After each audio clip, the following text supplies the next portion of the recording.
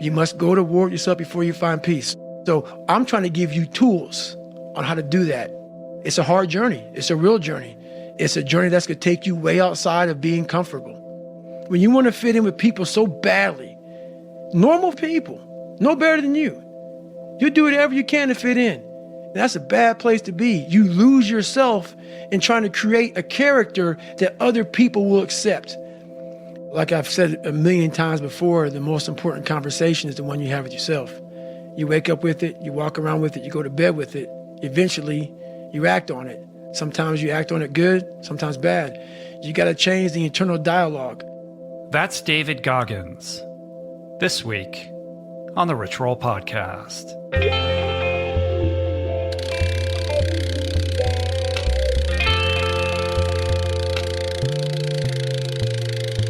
The Rich Roll Podcast.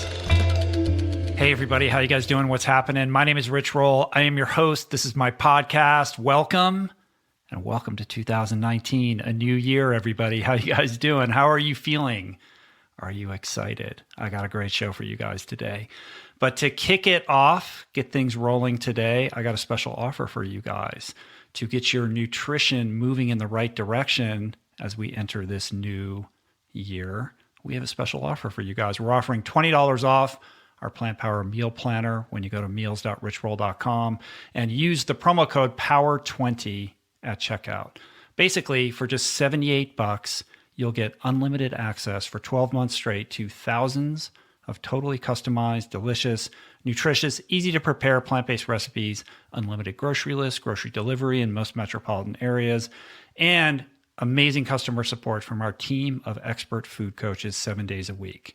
This $20 off offer is open only through January 8th. So jump on it now by going to meals.richroll.com and entering promo code POWER20 at checkout. All right. New Year's Day, you guys.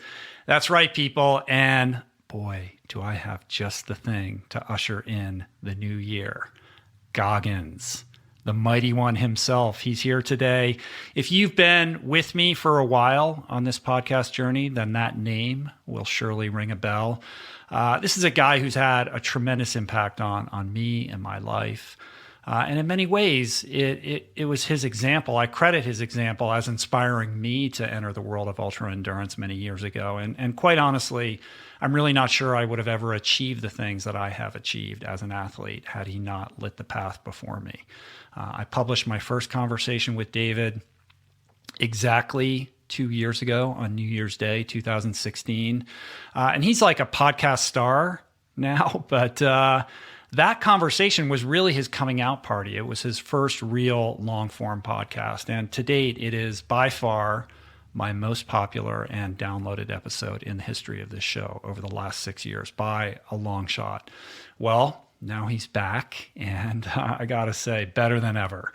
For those new or unfamiliar, David is, among many other things, the only member of the U.S. Armed Forces to complete SEAL training, including 3 Hell Weeks, as well as the U.S. Army Ranger School, where he graduated as Enlisted Honor Man, and Air Force Tactical Controller training, which is unbelievable.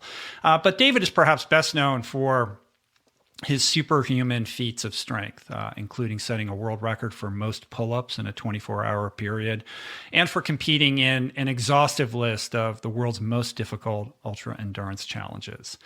Simply put, David is arguably the hardest human alive and quite possibly the most inspirational figure you're ever going to come across. And I say that without any shred of irony or hyperbole whatsoever.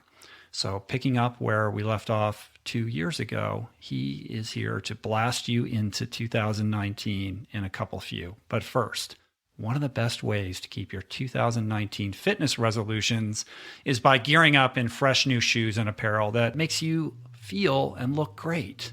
So let's just retire those old bulky runners and switch to On, the fastest growing running brand around the globe. The bottom line is that On has created the best designed shoes and apparel. I say that again without hyperbole or exaggeration. Super lightweight and performance crafted to propel you to your next PR and look great while you're getting after it.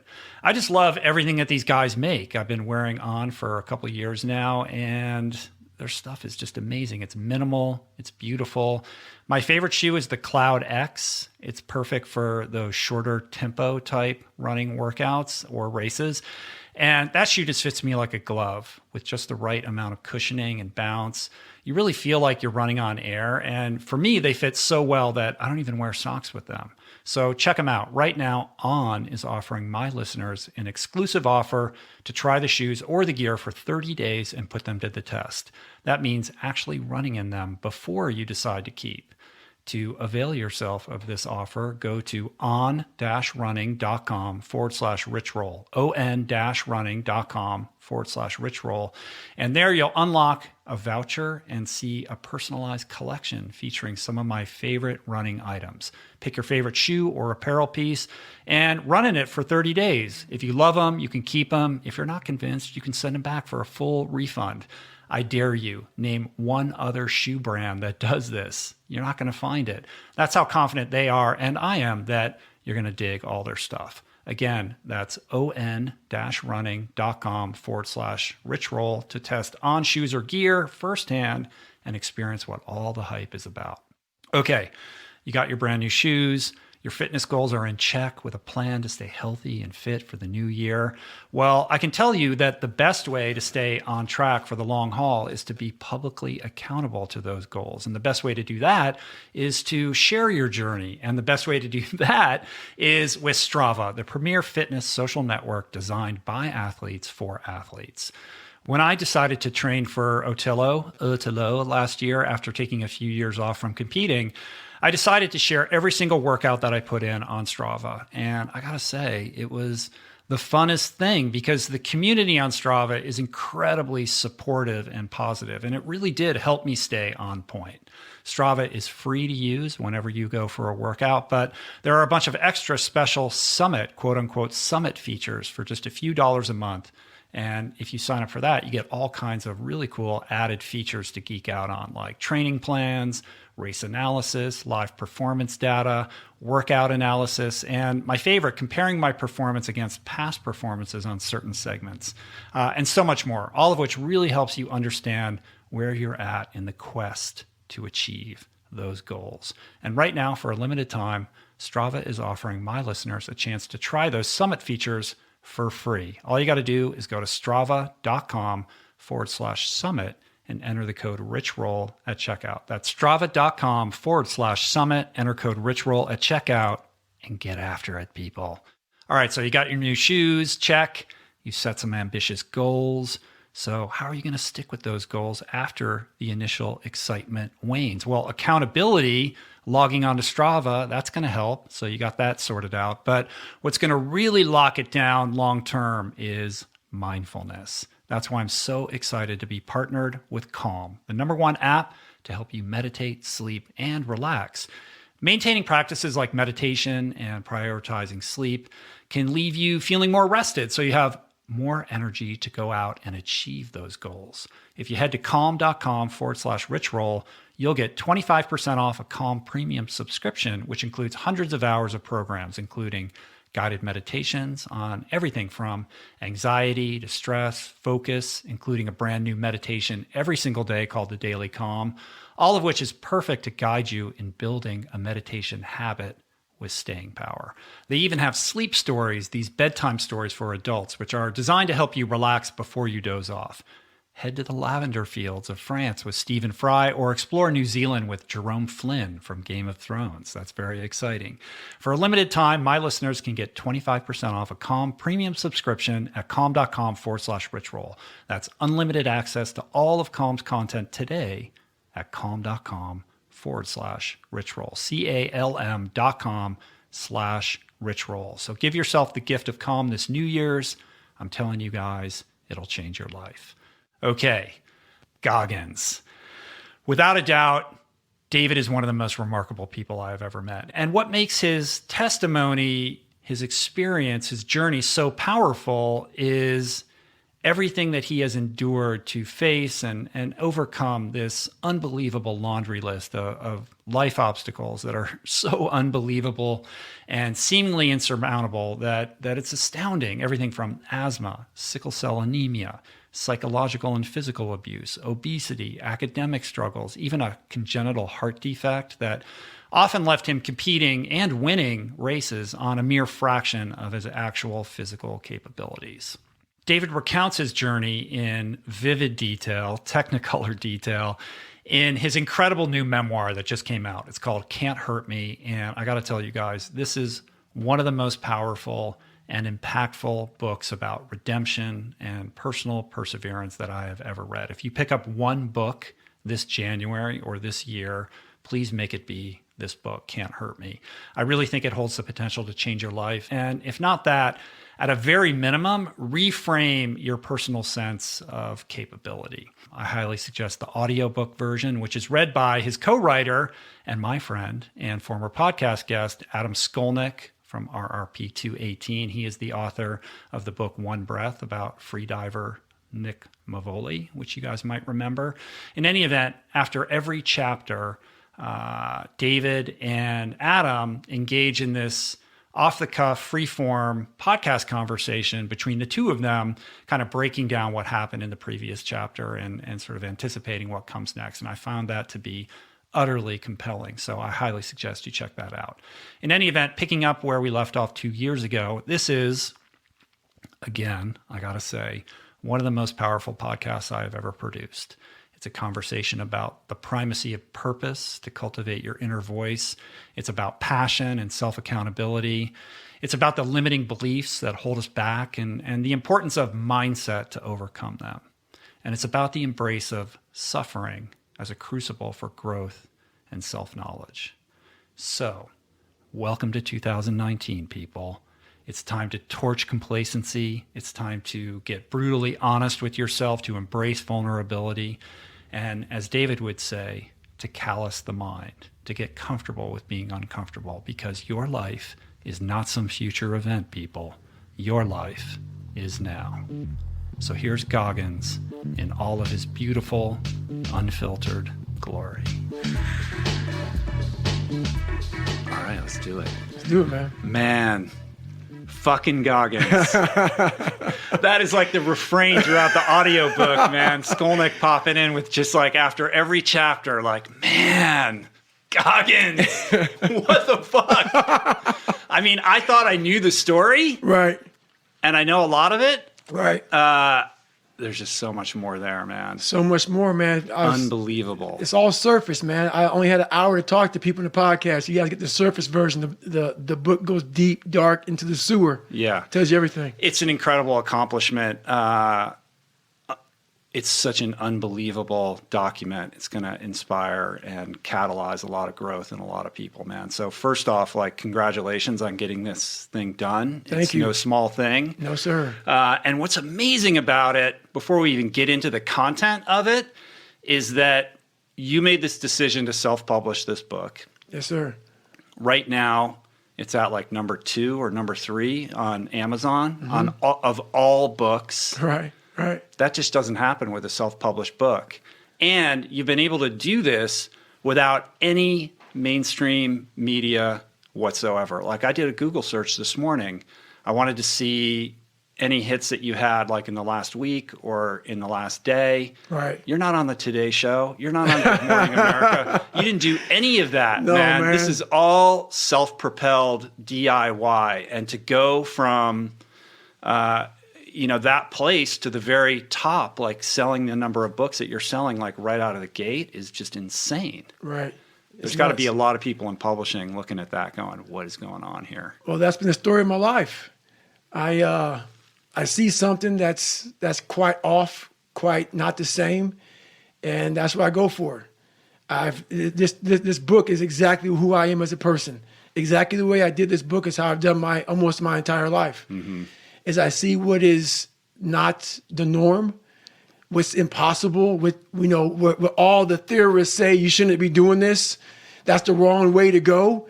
And I'm like, let me see if I can pull Let's this go shit over off. Yeah, let me go over here, man. Let me see if I can pull this shit off. Was that part of the challenge, the decision? I mean, it seems to me that the decision to self-publish was generated more by a desire to really, own your story. That's it 100%. There was no driven message with me trying to prove people wrong or whatever. It was 100% by me wanting to own my life. There's a lot of people I know that I speak with right now that have nice book deals out there, and the people who buy their book with their publishing house, they can't even talk some of this stuff, in like in speaking engagements.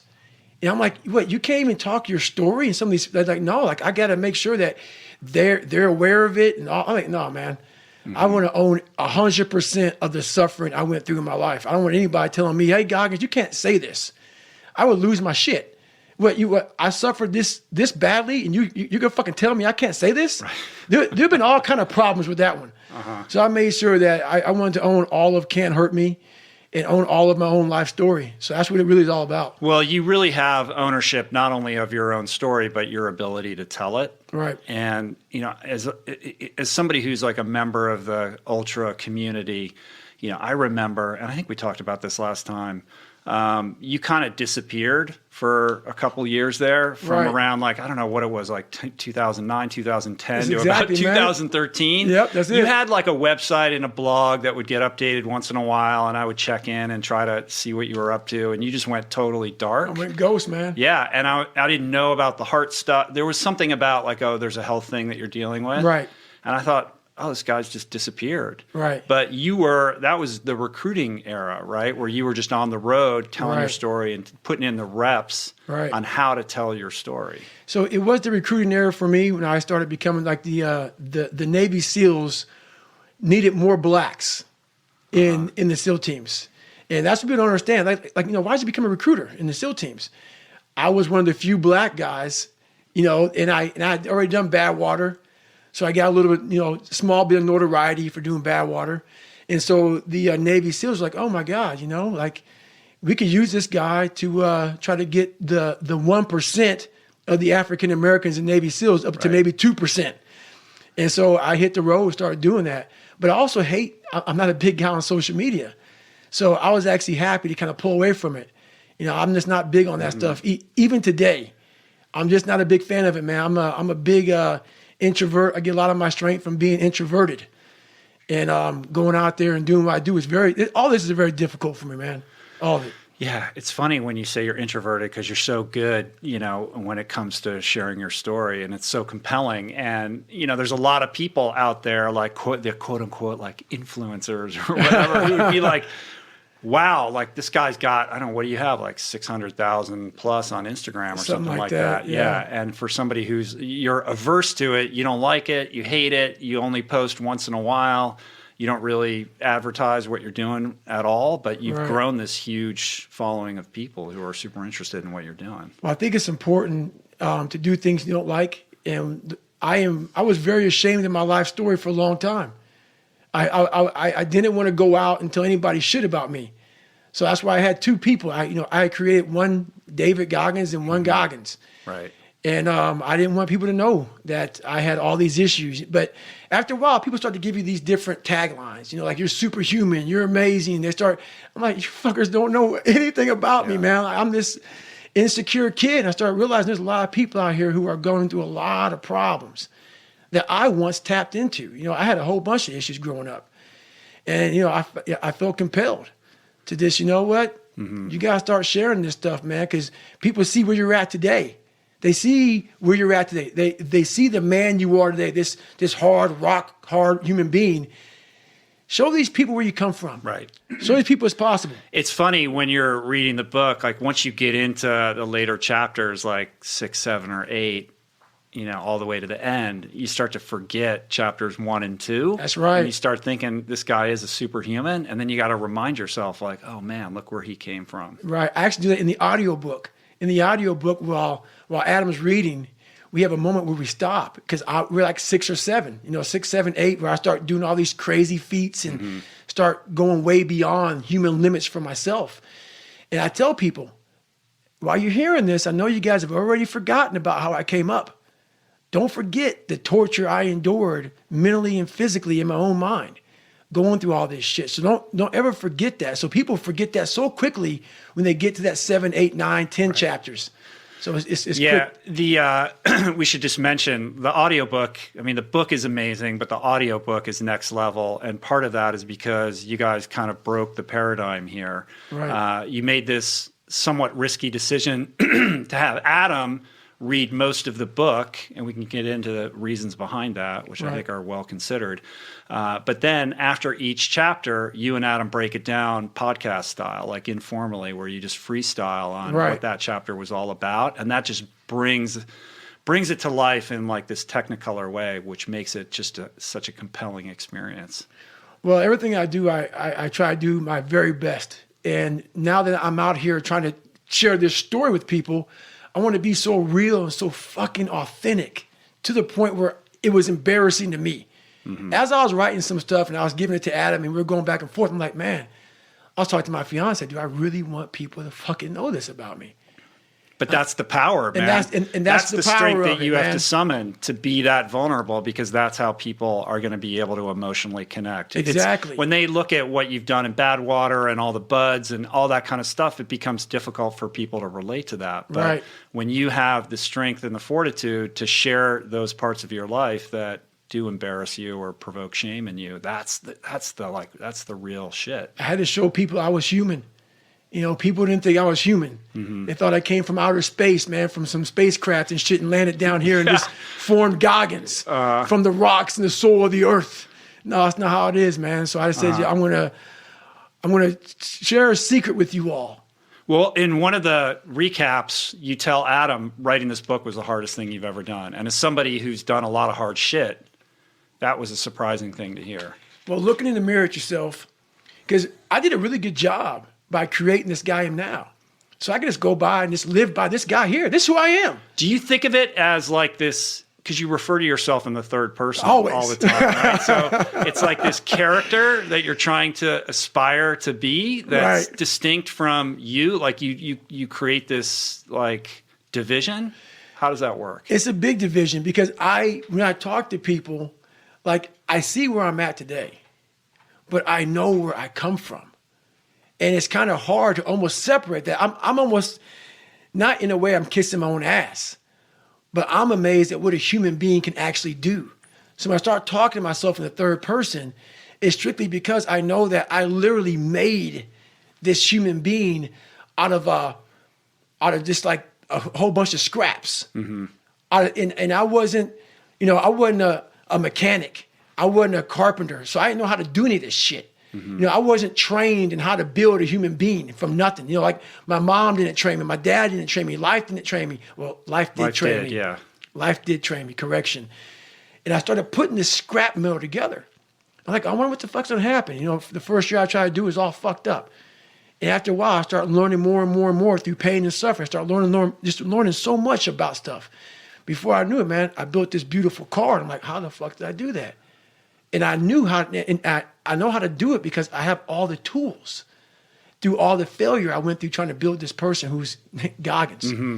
Yeah, and that was something I came across loud and clear, which is it's not like you develop this toolbox and then everything worked out. Like, No. It's like there's so many ups and downs and highs and lows, and you're constantly getting knocked down again. A lot of Home Depot shopping for that toolbox, brother. Yeah. And I think the real gift that's built into this whole thing is how you reframe vulnerability. Like we tend to think of vulnerability as a weakness or, somebody who's soft. Right. And you embody it in a completely different structure to show people that it is strength. Like if you want to be hard and you want to be strong, vulnerability and open-mindedness are the keys to that kingdom. And you said it perfectly there. The one thing that made me who I am today is being vulnerable. It's breaking myself down to the absolute rock bottom and being able to tell people who I am. And that's how I fixed it. Literally, being able to look somebody in the eye and say, you know what, man, I have a whole bunch of character problems, character flaws. I've lied about this. I've cheated here. I'm insecure here. This isn't the real me. I lied to you about that. I wanted your acceptance in life. All those things happen. But the thing about it is that we get judged so quickly by who we are. We don't know. We don't go to where it happened. You know, life created this person, me. Life created me to be this fucked up person that I was back in the day. And I had to realize, man, that's okay, man. It's not my fault. Now I gotta go back and fix this shit though. Mm-hmm. So a lot of this isn't your fault, why you do some things you do, why you feel the way you feel. But no one's coming back to save your ass. You have to go back to where the shit started, wherever that place is for everybody, and have the courage to go back there and start fixing what broke you. Mm-hmm. And that's when I was like, hey, I'm fucked up. I'm gonna go back and fix this though. You got to be honest with yourself 100%. About where you're at. 100%. People don't like that. Oh, it's ugly. Yeah. And what's funny about it is that as you're trying to fix yourself and dig yourself out of this deep hole that life, society, and you helped also, those people who you saw down there in that hole who were there with you, who were your friends and people who you counted on, because you meet the people in the same situation that you're in life.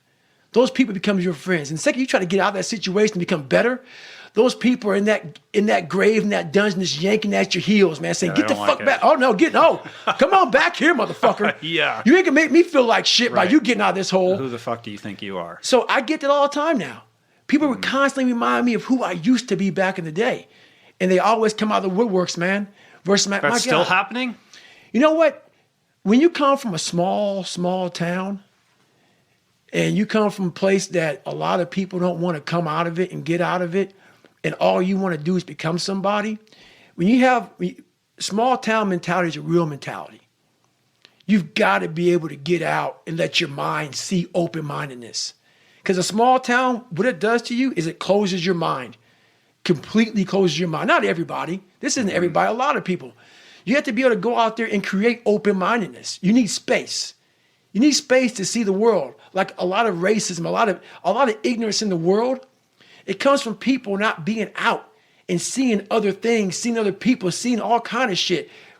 That's why we judge so harshly, because our minds are so closed to the reality of life, period. Have you been back to Brazil? I went back to Brazil a couple times, and I have nothing wrong with Brazil. Because once again, another thing about growth is you can't hold on to hate. Mm-hmm. You can't hold on to hate. And see, once you take a different step, so I had to take a step out of my life because once you're in that hell, that's all you see is what's in front of you. When I stepped out of it, I saw Brazil very differently. There were a lot of great people in Brazil. Some of the best people I knew were from Brazil. But when you're in hell, all you see is the little patch in front of you of the kids that are calling you nigger. Or the people that spray painted nigger were going to kill you on your car. Mm-hmm. People put that shit in your locker. People put that shit on your notebook in Spanish class. That's all you see. You didn't see that, my God, a lot of people fucking like me here. So once you take a step back and see the reality of the true ignorance that you're dealing with from a small group of people, that's when you get growth. Because, I went through a phase in the book I talked about, man, I was all about black and only black when I was a junior in high school because I was so beat down. Mm-hmm. I was the most ignorant I've ever been in my fucking life when I went there. I totally took everything, all the hurt, all the pain, and just put it in one fucking filter. I got to find people who look just like me and act just like me to find acceptance. That when you were doing the crazy haircuts. That's just the crazy haircuts. Watching Malcolm X video every damn night when I went home and shit. Uh-huh. Yeah. So the last time you were here, we kind of recapped your story chronologically, and I don't want to spend a lot of time on that, but there's a lot of new people listening, so I think it's worthwhile to kind of catch people up on exactly who is David Goggins and where you were, where you came from, what you endured, and how you arrived at this place. Is there a way to do that concisely? I can do it pretty quick, I guess. Mm-hmm. I was born in Buffalo. My dad was owned skating rinks and owned bars. And he was a very insecure guy, and he was an alcoholic. He used to get women for favors. So my dad, I'm not saying he was a pimp. I always say he's a pimp because that's how I look at it. My mom said the proper way to say this is that your dad used to get women, and he would exchange women for favors. So there you go. That's pretty much a pimp. He was a pimp, right? He was a fucking pimp. So basically, that's my dad. He was a guy that didn't care much about anything but himself.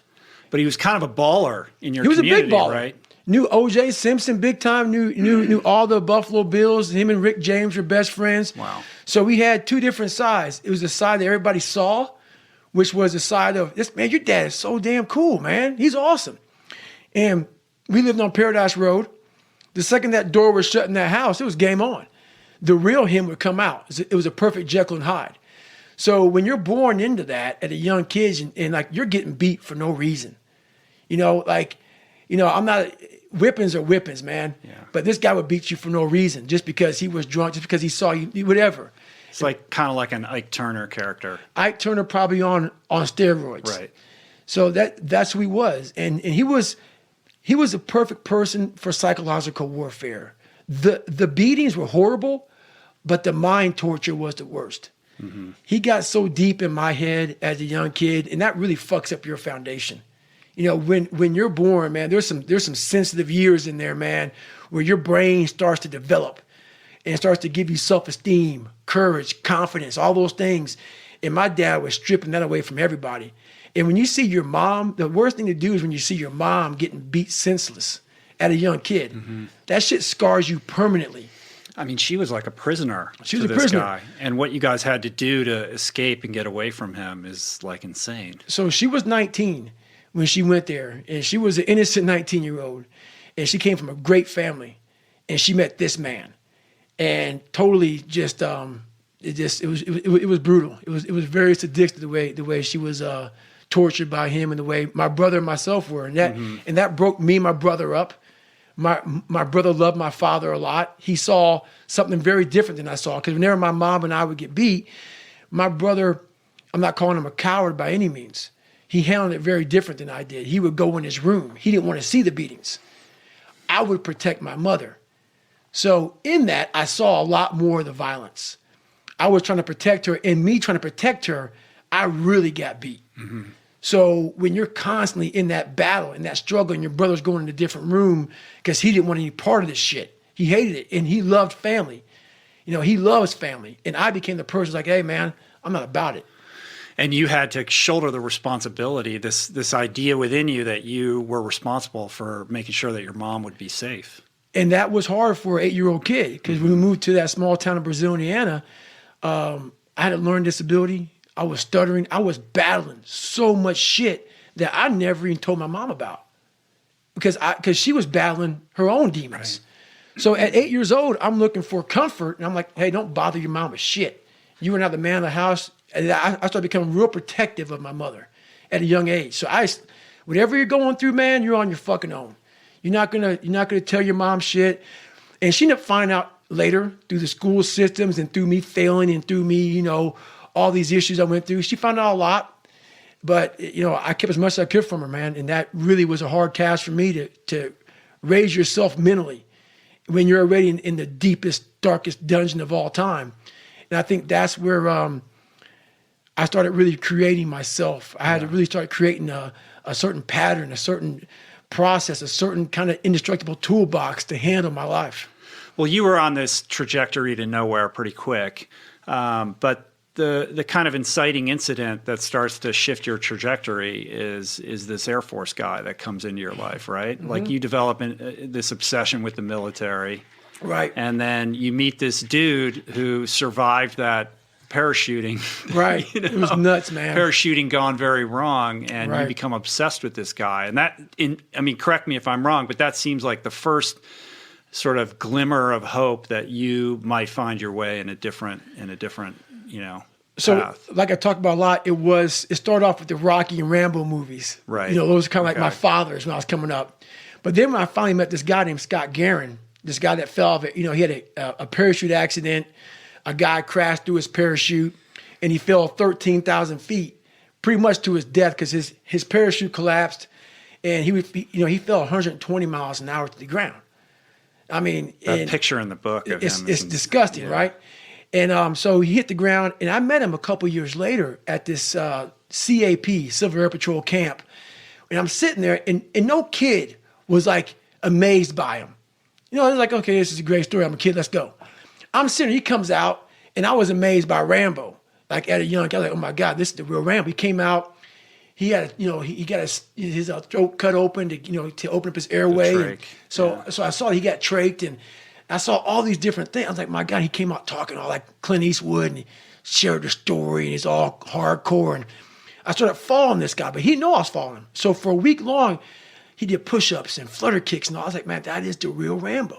Why do you think it connected with you and not with the other kids? Like, what was it inside of you that was, obviously searching for somebody like that? I was looking for strength my entire life. I didn't have any. I was a really weak kid. My dad beat the living shit out of me and I was strong as a young kid, but me protecting my mom for so many years in that house, my dad made me very afraid because he beat the shit out of me every time I went at him. Mm-hmm. So in that, every man wants courage. Every man wants strength. At least this one does. So I found it in every way possible. And when I see a strong guy, I was like, okay, maybe he can teach me. So he didn't know anything about me. So time went on. I left school, and then this guy was in my mind. We had zero money, man.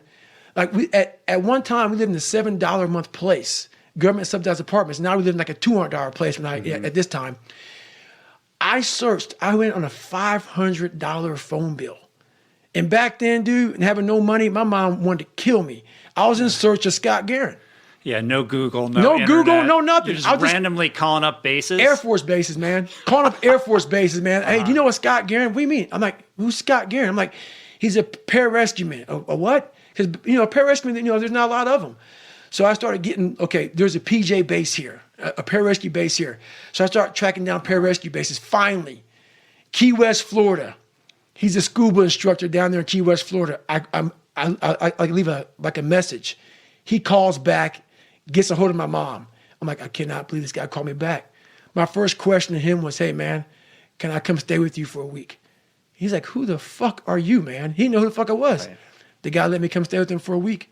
And that was, you were senior in high school? I was a junior in high school. Mm-hmm. It was in my junior year, pretty much. It's pretty amazing that he was open to that. He was open to it. I think he said about 4 words to me in the entire week. We PT'd together, and I didn't need to hear a word from him. He didn't talk a lot. Uh-huh. He was an instructor. I would go to school or to scuba school with him. He would instruct. I'd sit on the couch for 10 hours. Sit in the lounge on the fucking couch for 10 hours. He'd come back, pick me up. We go for a run. He'd go home. We ate fish every fucking day because we had to go out in the ocean, like I would go lobster hunting. I hate the fucking water. I was scared to death, but this guy went in, so I'm going in. And I left there with just one big thing. That's what I want to be. I want to be a guy like that. Yeah, this desire within you to find like a strong, positive male role model for your life. I was looking hard, man. Yeah. But it wasn't easy getting following that path for you. No, it was the hardest thing I ever did in my life. Being a pararescue man, trying to be a pararescue man, there was a lot of things I didn't know about. And not having a mentor, not having, Scott was there. He really wasn't. I met him for a week. Mm-hmm. I saw him maybe a couple times, and I started bucking the shit out of him. He was a busy guy, had a family. So I was back on my own. And I did the best I could. And trying to be a pararescue, I finally passed the ASVAB test after taking it several times. And when you cheat your whole life in high school and elementary school, I had about a 4th grade reading level. So I talk about that a lot in the book, and I had to learn so much school in 6 months. And that's when I really developed my work ethic. People think it's from running and everything. No, it's not from SEALs, it's not from running. It was from the countless hours teaching myself how to fucking read and write. I had a tutor for 1 hour. 1 hour every single week. That's all we could afford. So for 6 months, I saw a tutor 1 hour a week. All the rest was on me. My mom was working 3 jobs. Mm-hmm. She was never home. I sat at this fucking table. I'm like, I have to get in the military. And that became my obsession. The whole book is really about mindset. That is the whole game. And I would agree that people look at you and they want to talk about Badwater and all these races that you've done, 8 100-milers in 8 weeks and all this insanity. Right. But really, this is all a product of hardening your mind, callousing your mind, to use your phrase. And throughout the book, what really, makes it stand out is that there are lessons throughout. Like, this is a book in which it would be easy to think that David Goggins is the hero, but the reader is the hero, which is why you made this decision to reference what we were talking about earlier, to have Adam read it, because you wanted the reader to see themselves in this own journey. And you have these chapters, or after every chapter, you have these challenges and takeaways for people to use to change their own mindset. But even woven into the narrative, you're breaking away from the story to say, look, this is what you got to do. This is what I did. This is how you do it. Right. And the first one of these really is the accountability mirror, right? Which you still use. But what I didn't realize was that you developed that when you were like a junior in high school. Yeah. You started doing that. Yeah. But it's not like, oh, I did the accountability mirror and then everything started working out for me. No, it wasn't like it was a fix it all. No, it was just it was a starting point to start holding myself accountable. And how that came to be, man, my mom got a letter from school, and this is when I had to reveal myself and all my secrets. The secret came out, man, that I wasn't going to school, that I had flunked most of my classes. I had my report card in there for everybody to see, one of them.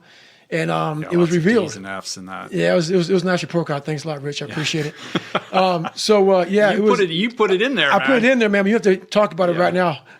It was a very embarrassing report card. And she was like, "What is this?" And this was like, she didn't see any report cards in my life. And at this time, she was frustrated. Not with me. Well, you had doctored that other report card, right? I doctored so much crap, but she didn't really see that one. But I doctored all my report cards.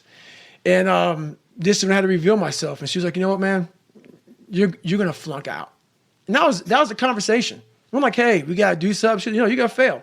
She had her own demons, her own problems. And that's when I went into the bathroom. And I was like, my God, dude, like this is a harsh reality. Your mom is like, you're done. And I'm like, you are on your own.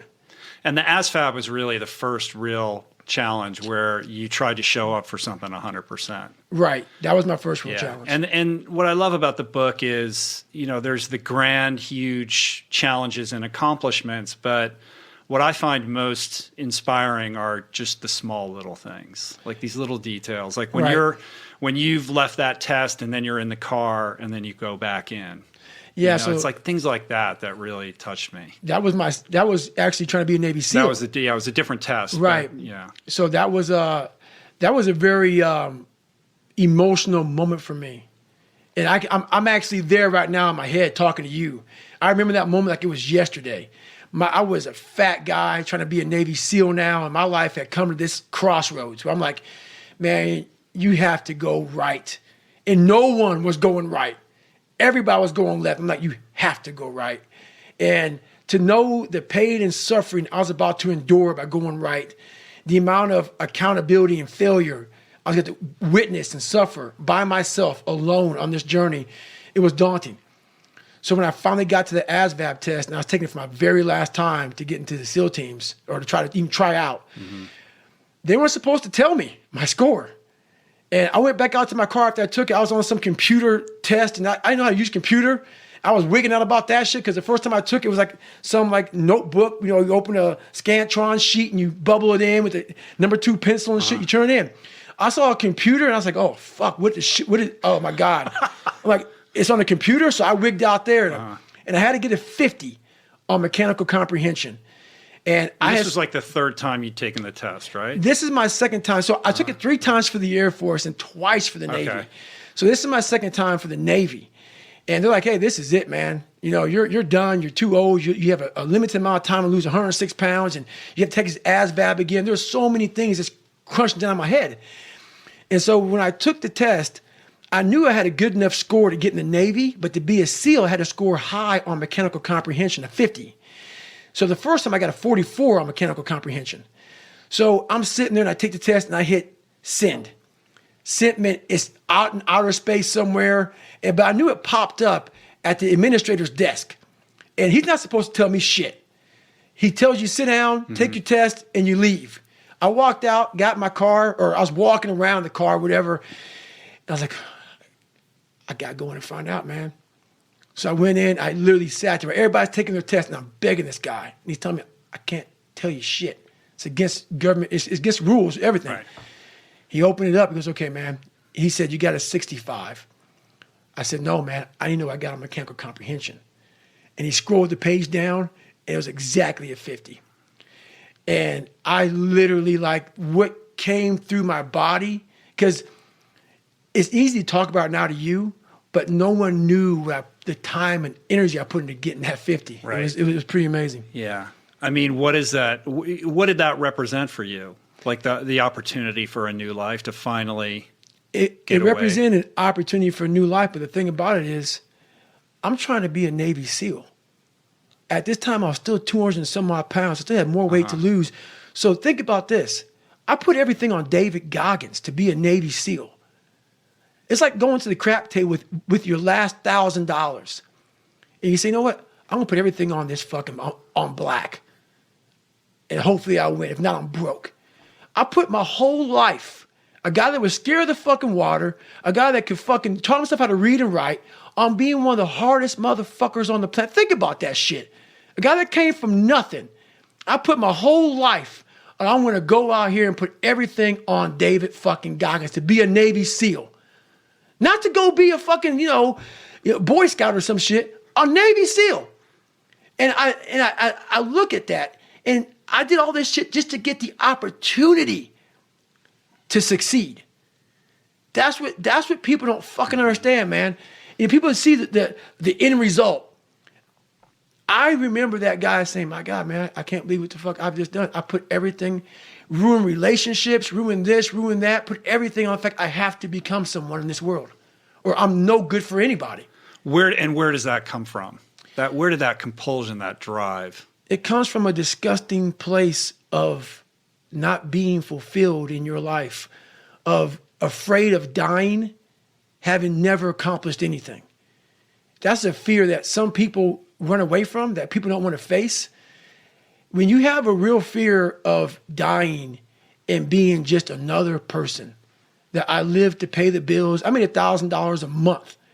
This is my life. I spray for cockroaches, man. If that makes you feel good, that's great. It didn't make me feel good. I wanted to, the first time in my life, after 26 years, it was 24, 25, wherever I was, I wanted to feel good about myself. And that was the ticket for it. Yeah, I mean, you have this huge reservoir, this capacity to leverage pain and circumstance to drive change within yourself. Right. To be able to not be a victim, but to look at pain as your friend, as a catalyst for growth. And I think there's a lot of people out there. Look, if you're in enough pain, that's going to move the needle for you.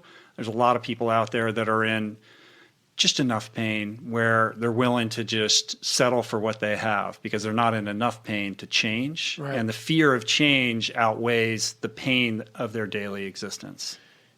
You know, the one gift I have, with all that being said, what you just said there, is I have the ability to see the end before the beginning even begins. And what that means is I know that to get to the very end, I can see it right now.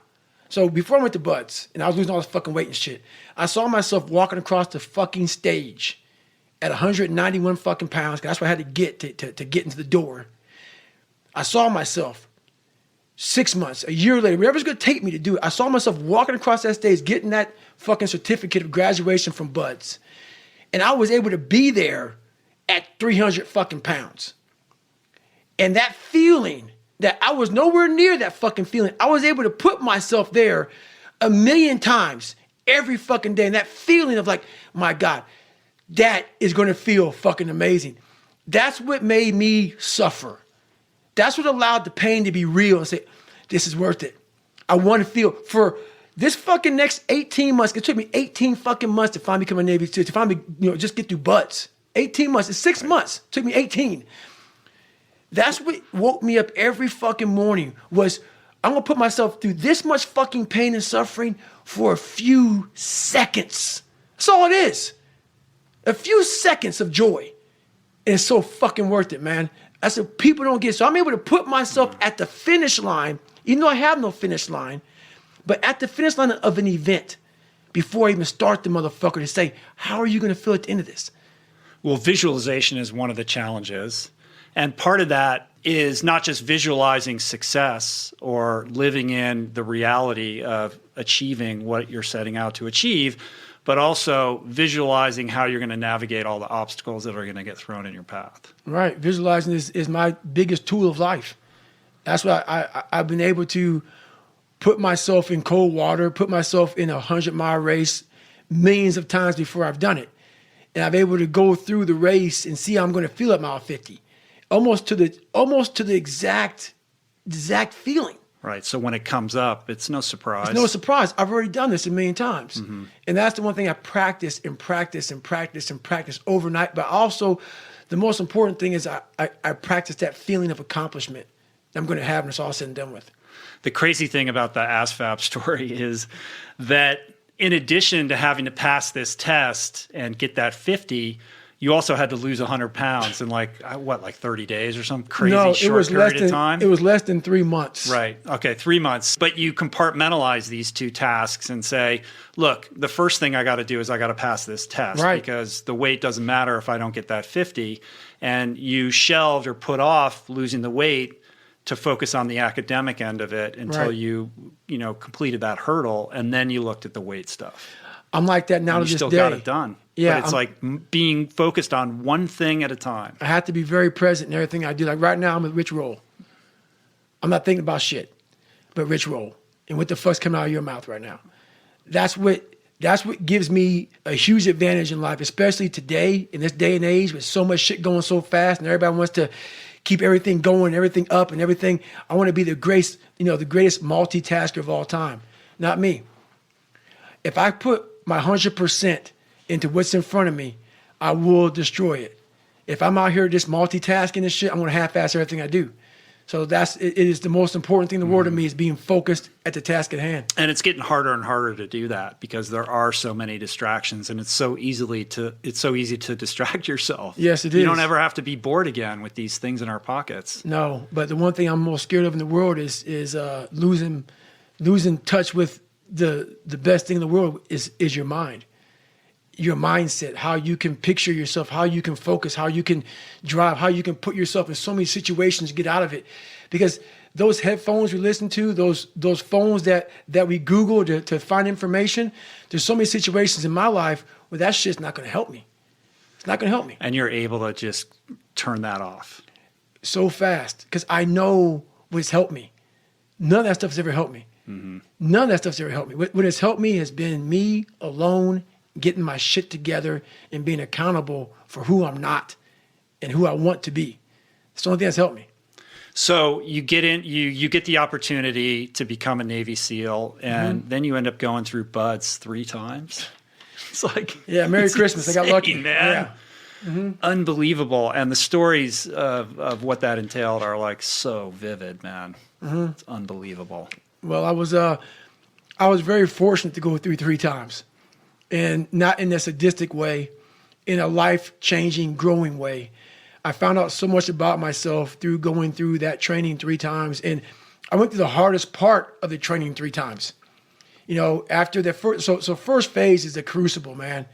And that's where I was at for 3 times. I spent most of my time in BUD/S in first phase. In the hell week. In the hell weeks. And being in that grind. And in that grind, I got time to examine myself. I call it the live autopsy, and also examine other people, because I was really good about putting people way above me, because I wasn't shit. I was never nobody. So for me to be on the same stage as these great wannabe Navy SEALs and BUD/S trainers, like, my God, you guys are amazing. I actually got here with you all. Thank you so much for allowing me into play. But as I was there for so long, I got a really good chance to sit back, because now the cold water is just water now. It's no longer cold anymore. Your mind starts to change. They say get in the water, most people think about it. For you, it became my life. So I started learning that if you start to change your mindset versus it being like, oh my God, this sucks, I became a professional BUD/S student. So I wasn't going to leave until I graduated. So I started realizing, if this is my home, this is what I am, I had to always reset the bar. I had to reset my new norm. There always had to be a new norm. So one thing we don't do is we don't have a new norm. My new norm is you get up every fucking morning at 4 o'clock and you suffer. This is your new norm. That became my new fucking life. Most people want to get out of it. I said, no, motherfucker, this is your new life. This is who you are. Your new norm is you wake up and you suffer. And I started realizing if that's my mentality, this shit ain't hard anymore. Right. Your fucking new normal is you wake up, you get in the fucking cold water, you're gonna be here till the shit's fucking done. Whenever they say you're out, you get out.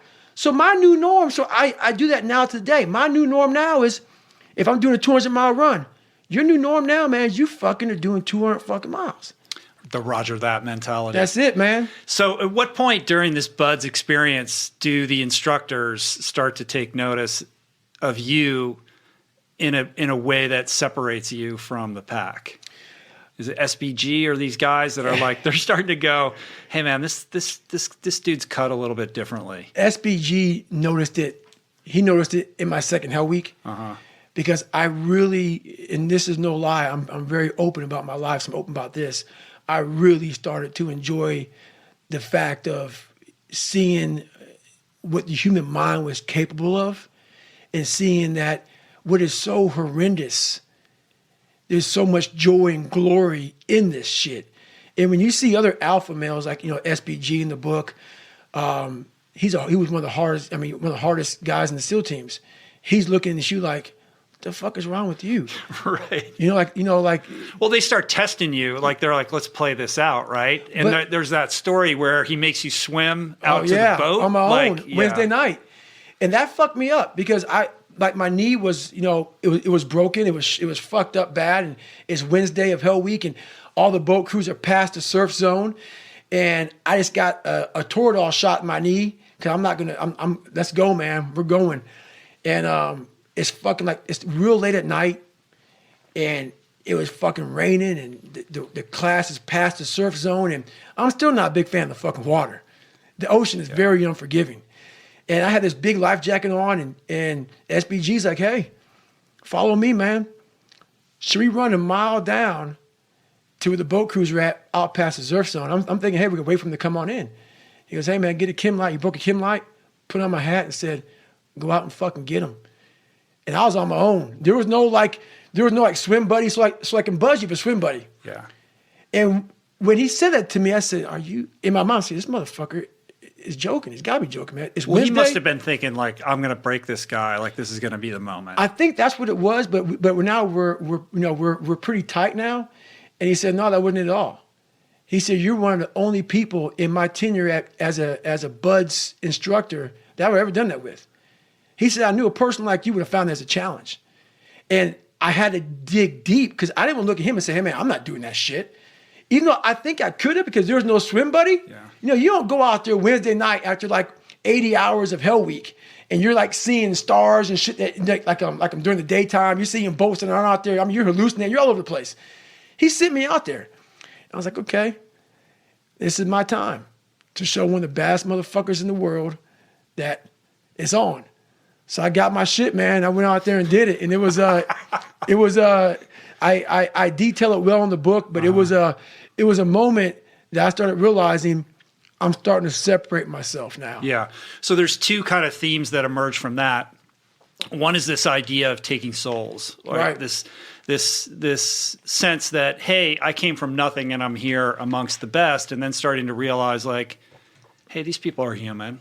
Right. How can I get my tactical advantage? Right. And you explore this idea of taking souls, which essentially is going places no one else is willing to go to fuck with their heads. That's it. Right. That's it. To get like the upper hand on everybody else. When you grow up weak and you start to master your mind, because my whole thing is whenever I'm weak at something, whenever I'm scared of something, I master it. I was a weak-minded person, so I mastered my mind. And in mastering my mind, I mastered the human mind. And I realized why I no longer judge people, why I no longer put people on a pedestal, because we're all fucked up in our own way. We all have demons. Some people hide them better than other people. So I know we all have them. By me knowing that, I know that most alpha males are very fragile. Very fragile. They never want to see another person harder than them, especially in that kind of realm. The ego attachment. The ego, is very strong. Ego will fuck you up every time. Ego is serious. So if I can hurt your ego, I got you. So by me having such a fragile ego growing up, all this was my advantage. I was doing a live autopsy on how fucked up I was. I was like, hey, this fucks me up. I bet it fucks other people up too. So I started using all these different tools and tactics to get in instructors' heads. And taking souls, that's where it happened, man. We're Wednesday, freezing fucking cold. Everybody's jackhammering. Everybody wants to, everybody's just wanting to get through it now. Jackhammering is when you just can't stop shivering. You can't stop shivering. You're sitting there, this uncontrollably jackhammering. And the instructors take great pride in watching you suffer. They do. We, in a sick way, it's kind of funny. You were there once as a student. Now you're an instructor. But I knew, how would I be thinking if I was an instructor? I would love seeing this sadistic shit go on. But what wouldn't I like to see? I would hate to see some guys just looking like this is just another fucking day on the fucking beach and go fuck yourself. I would hate to see that. Yeah. So I they all want to think like when they did it, they were harder. They were harder. Yeah. Everybody's hard. So I said, you know what, man? It's time. I can't fight you. You guys can fuck me up all day long. That's your job. And I love your job. I love what you guys are doing. You guys are making us better. But now I'm going to take the tactical advantage and I'm going to start fucking with you. So I got my boat crew, Bill Brown. I had Chris Kyle on my boat crew, right. American Sniper. I had a couple of hardcore motherfuckers. And everybody right now is kind of like in their own world. Let's just get through this, man. I can't wait till Friday so we can graduate, how we can get going. I said, let's go ahead and have some fun. I said, we're gonna start fucking with these guys. So the evolution here was we just got through with med check. We're stripped down to nothing, and they're checking us out, making sure we're good. Checking for pneumonia, checking for fucked up knees. My knees all jacked up, but they're giving me shots and shit. And I was like the boat crew leader of boat crew 2. Mm-hmm. So I'm in the front of the boat, and I tell our guys, this is what we're gonna do. The boat was like on our heads. That's all it was. We're supposed to lift the boats up above our head. That's all you gotta do. But when you're this weak, you're this fragile, you're this tired, the boat's heavy. So there's a thing you can do when you do boat presses. You can get the boat and like just toss it up and catch it. And that shows like you're jacked up. So everybody's holding the boat and they're shaking and the boat's starting to come down their head and all the boat crews are all lined up and they're fucked up. And I'm looking at that and I turn around my boat crew and say, hey guys, it's time to fucking take some souls. And they're like, what the fuck are you talking about? I said, we're gonna get you. I go, you see all these fucking instructors out here, all in their fucking jackets and drinking coffee and laughing and smiling and shit. I want their fucking faces to go straight up fucking numb. So we're gonna do this. We're gonna start boat pressing this motherfucker. Just take my lead, trust me, you'll get energy from it. We start throwing this boat up in the fucking air, catching it, throwing it up and catching it. And we start yelling, Cant Hurt fucking boat crew 2. We're yelling our fucking ass off and we're doing it. And they make us stop, like what the fuck, like stop. I look at these instructors and their faces literally look like someone just took their soul out. Cause I know where their minds were. Like they were thinking about themselves. Like, what the fuck just happened, man? I know me on Wednesday, I couldn't have done that. How are they doing it? So the rest of the time, going through Hell Week, it was like we owned it. We owned it. Right. Boat Crew 2, we won every single race. We were just dominating. And it was a strong boat crew. And that's where Taking Souls is, there's a few Taking Souls stories, but that's one of them. Yeah, and part of that is learning how to be a leader. Like when you're dealing with these alpha males and these huge egos, there's this tendency to just try to outshine the next guy, right? You tell an example, there's another guy who kind of proceeds along that path. Right. And he realizes very quickly that he's not going to make it because he doesn't know how to build camaraderie with the other guys. Right. Talk about Mr. Dobbs. He's a good friend of mine still to this day. And he went into that place, man, and I knew where he was going. It's in my third Hell Week. And I knew Sean real well, but I knew he was real arrogant. He had a serious chip on his shoulder like I do. I still do. I got to control it every now and then. And it got me in a lot of trouble sometimes. But I knew he had it. I knew that chip on your shoulder not being controlled, it will get you fucked up. And it cost him a lot going through buds. And I saw the look. Because I once had the look when I was going through pararescue school. When something got so hard and your mind can't process the hardness, you don't know the right tools to get through something hard because you've never been challenged before. I could tell he was a superhuman, that nothing ever challenged him. But I knew, because I already been through Hell Week a couple of times, I knew, motherfucker, don't underestimate that shit. It will find a fucking demon and it will bring out some insecurities in you. And it did.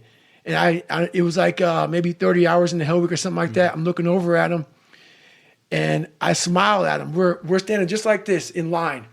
and he's getting his med check. A doctor's looking at him. It happened just to be beautiful timing.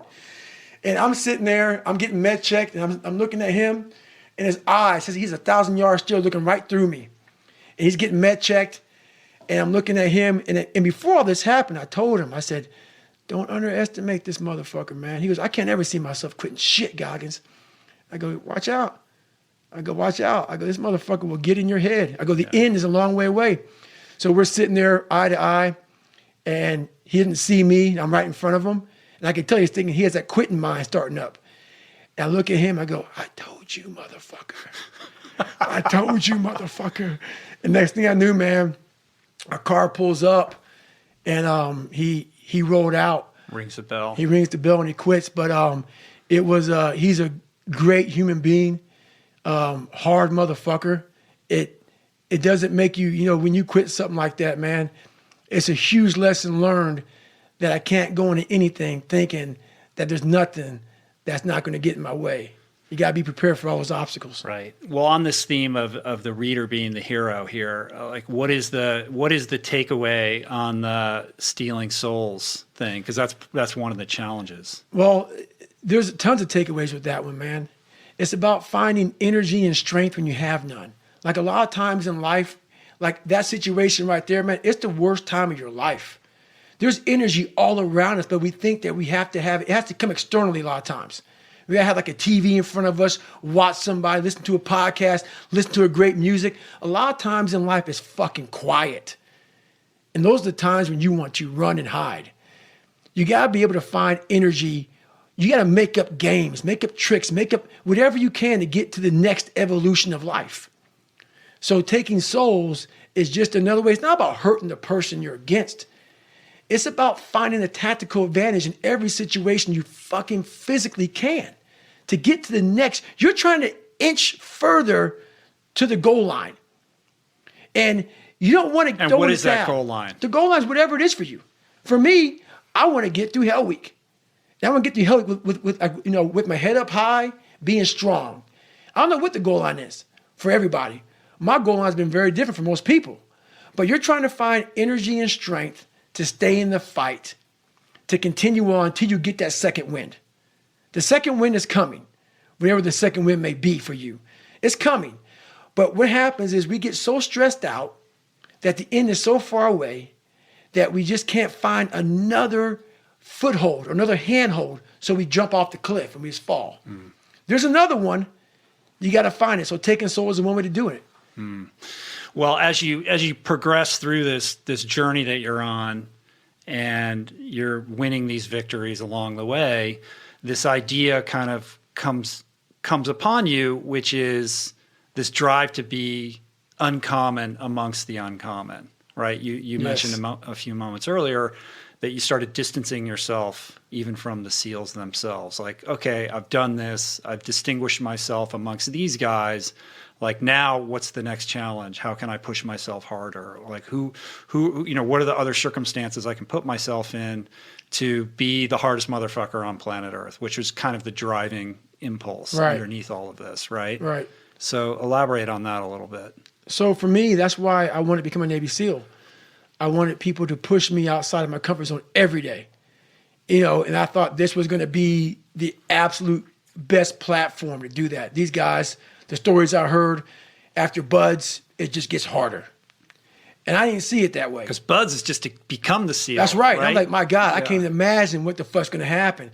But what happens to a lot of people, not everybody, can't speak for everybody, I don't know everybody. BUD/S breaks people down to the point where you don't want to be broken down again like that. To me, that was exactly the exact starting point for my journey in life. That was the starting point for me. For a lot of people, it's the finish line. And I didn't see it that way for me. So that's where I started becoming uncommon amongst uncommon people, is where I started realizing that you put people on a pedestal that you shouldn't. That you got to get in there yourself and examine people. See what it's really about yourself. So once I got in there and realized, hey, these are just normal people. Yeah, they're a lot better than some. They're able to get through. I know a lot of people who can get through Navy SEAL training. But, there's a lot of mystique behind all that stuff. And as you start to go through and you start to break it open a little bit, a lot of hard guys, but I wanted more. I wanted more. And this is your strength in certain respects. It's a superpower that you have, but it's also your Achilles heel. Big time. Big time. I talk about it in the book a lot too. One thing that hurt me a lot was I thought everybody wanted the same thing I wanted. And everybody wants the same thing you fucking want. Everybody wants to get up at 4 o'clock in the morning and beat themselves and find more about themselves and shit like that. And I thought the SEALs did. Most people don't. Yeah. And I thought the SEALs did. I thought that's what, because every book you read, that's what everybody does. So I was hook, line, and sinker. So that mentality that I had, it kind of put a bad taste in my mouth, once I realized that not everybody was like this in the community. And I was like, you know what, man? So then I started having chips on my shoulder. I had my own little thing I was doing with a couple guys, working out on my own, doing my own little thing. And when you start doing that stuff and you start to drive yourself away from people, and I was already different as it was, even if I didn't do that, I already came in being very different. Like I tell people, I was a part of the Navy SEAL teams. I wasn't part of the Brotherhood. Right. And You're not going out and partying. I'm not going out. No, that's not me. That's never been me though. Like if I was in a college, if I was in I couldn't be part of a fraternity, man. I would never join a fraternity, ever. I'd be like, hey, fuck you all, man. I got my own shit going on over here, man. Go fuck yourself. That's me. I don't like fraternities. So just me, when you join the SEAL teams, you're joining a big fraternity. So I was already asked out. So then when you're asked out, not wanting to hang out, I wasn't a dick. I do my own shit. That's me. So I grew up wanting friends at a young age. And once you get self-esteem and shit, you know who you are. I was comfortable. You're not liking me, but I'm not hanging out. And then you take it to another step further with this being hard mentality of if you guys aren't doing what I'm doing, you guys aren't shit. So I did a lot of things that push people the wrong way, that rub people the wrong way. And in that, being in the fraternity, it's like a big soap opera. It's like the fucking guiding light. And, people start not liking you for certain reasons. People don't know who the fuck you are. Rumor mills start happening. Then I have 2 heart surgeries. People think I don't want to fucking deploy overseas. Oh, Goggins don't want to fight. He just wants to run. But I'm not going out saying I had 2 heart surgeries. I couldn't even go fight. So just a lot of things happened. And within that, it's life. Yeah. But ultimately, that hurt your military career. It didn't hurt it. Didn't? No, me looking back on it, I was who I wanted to be.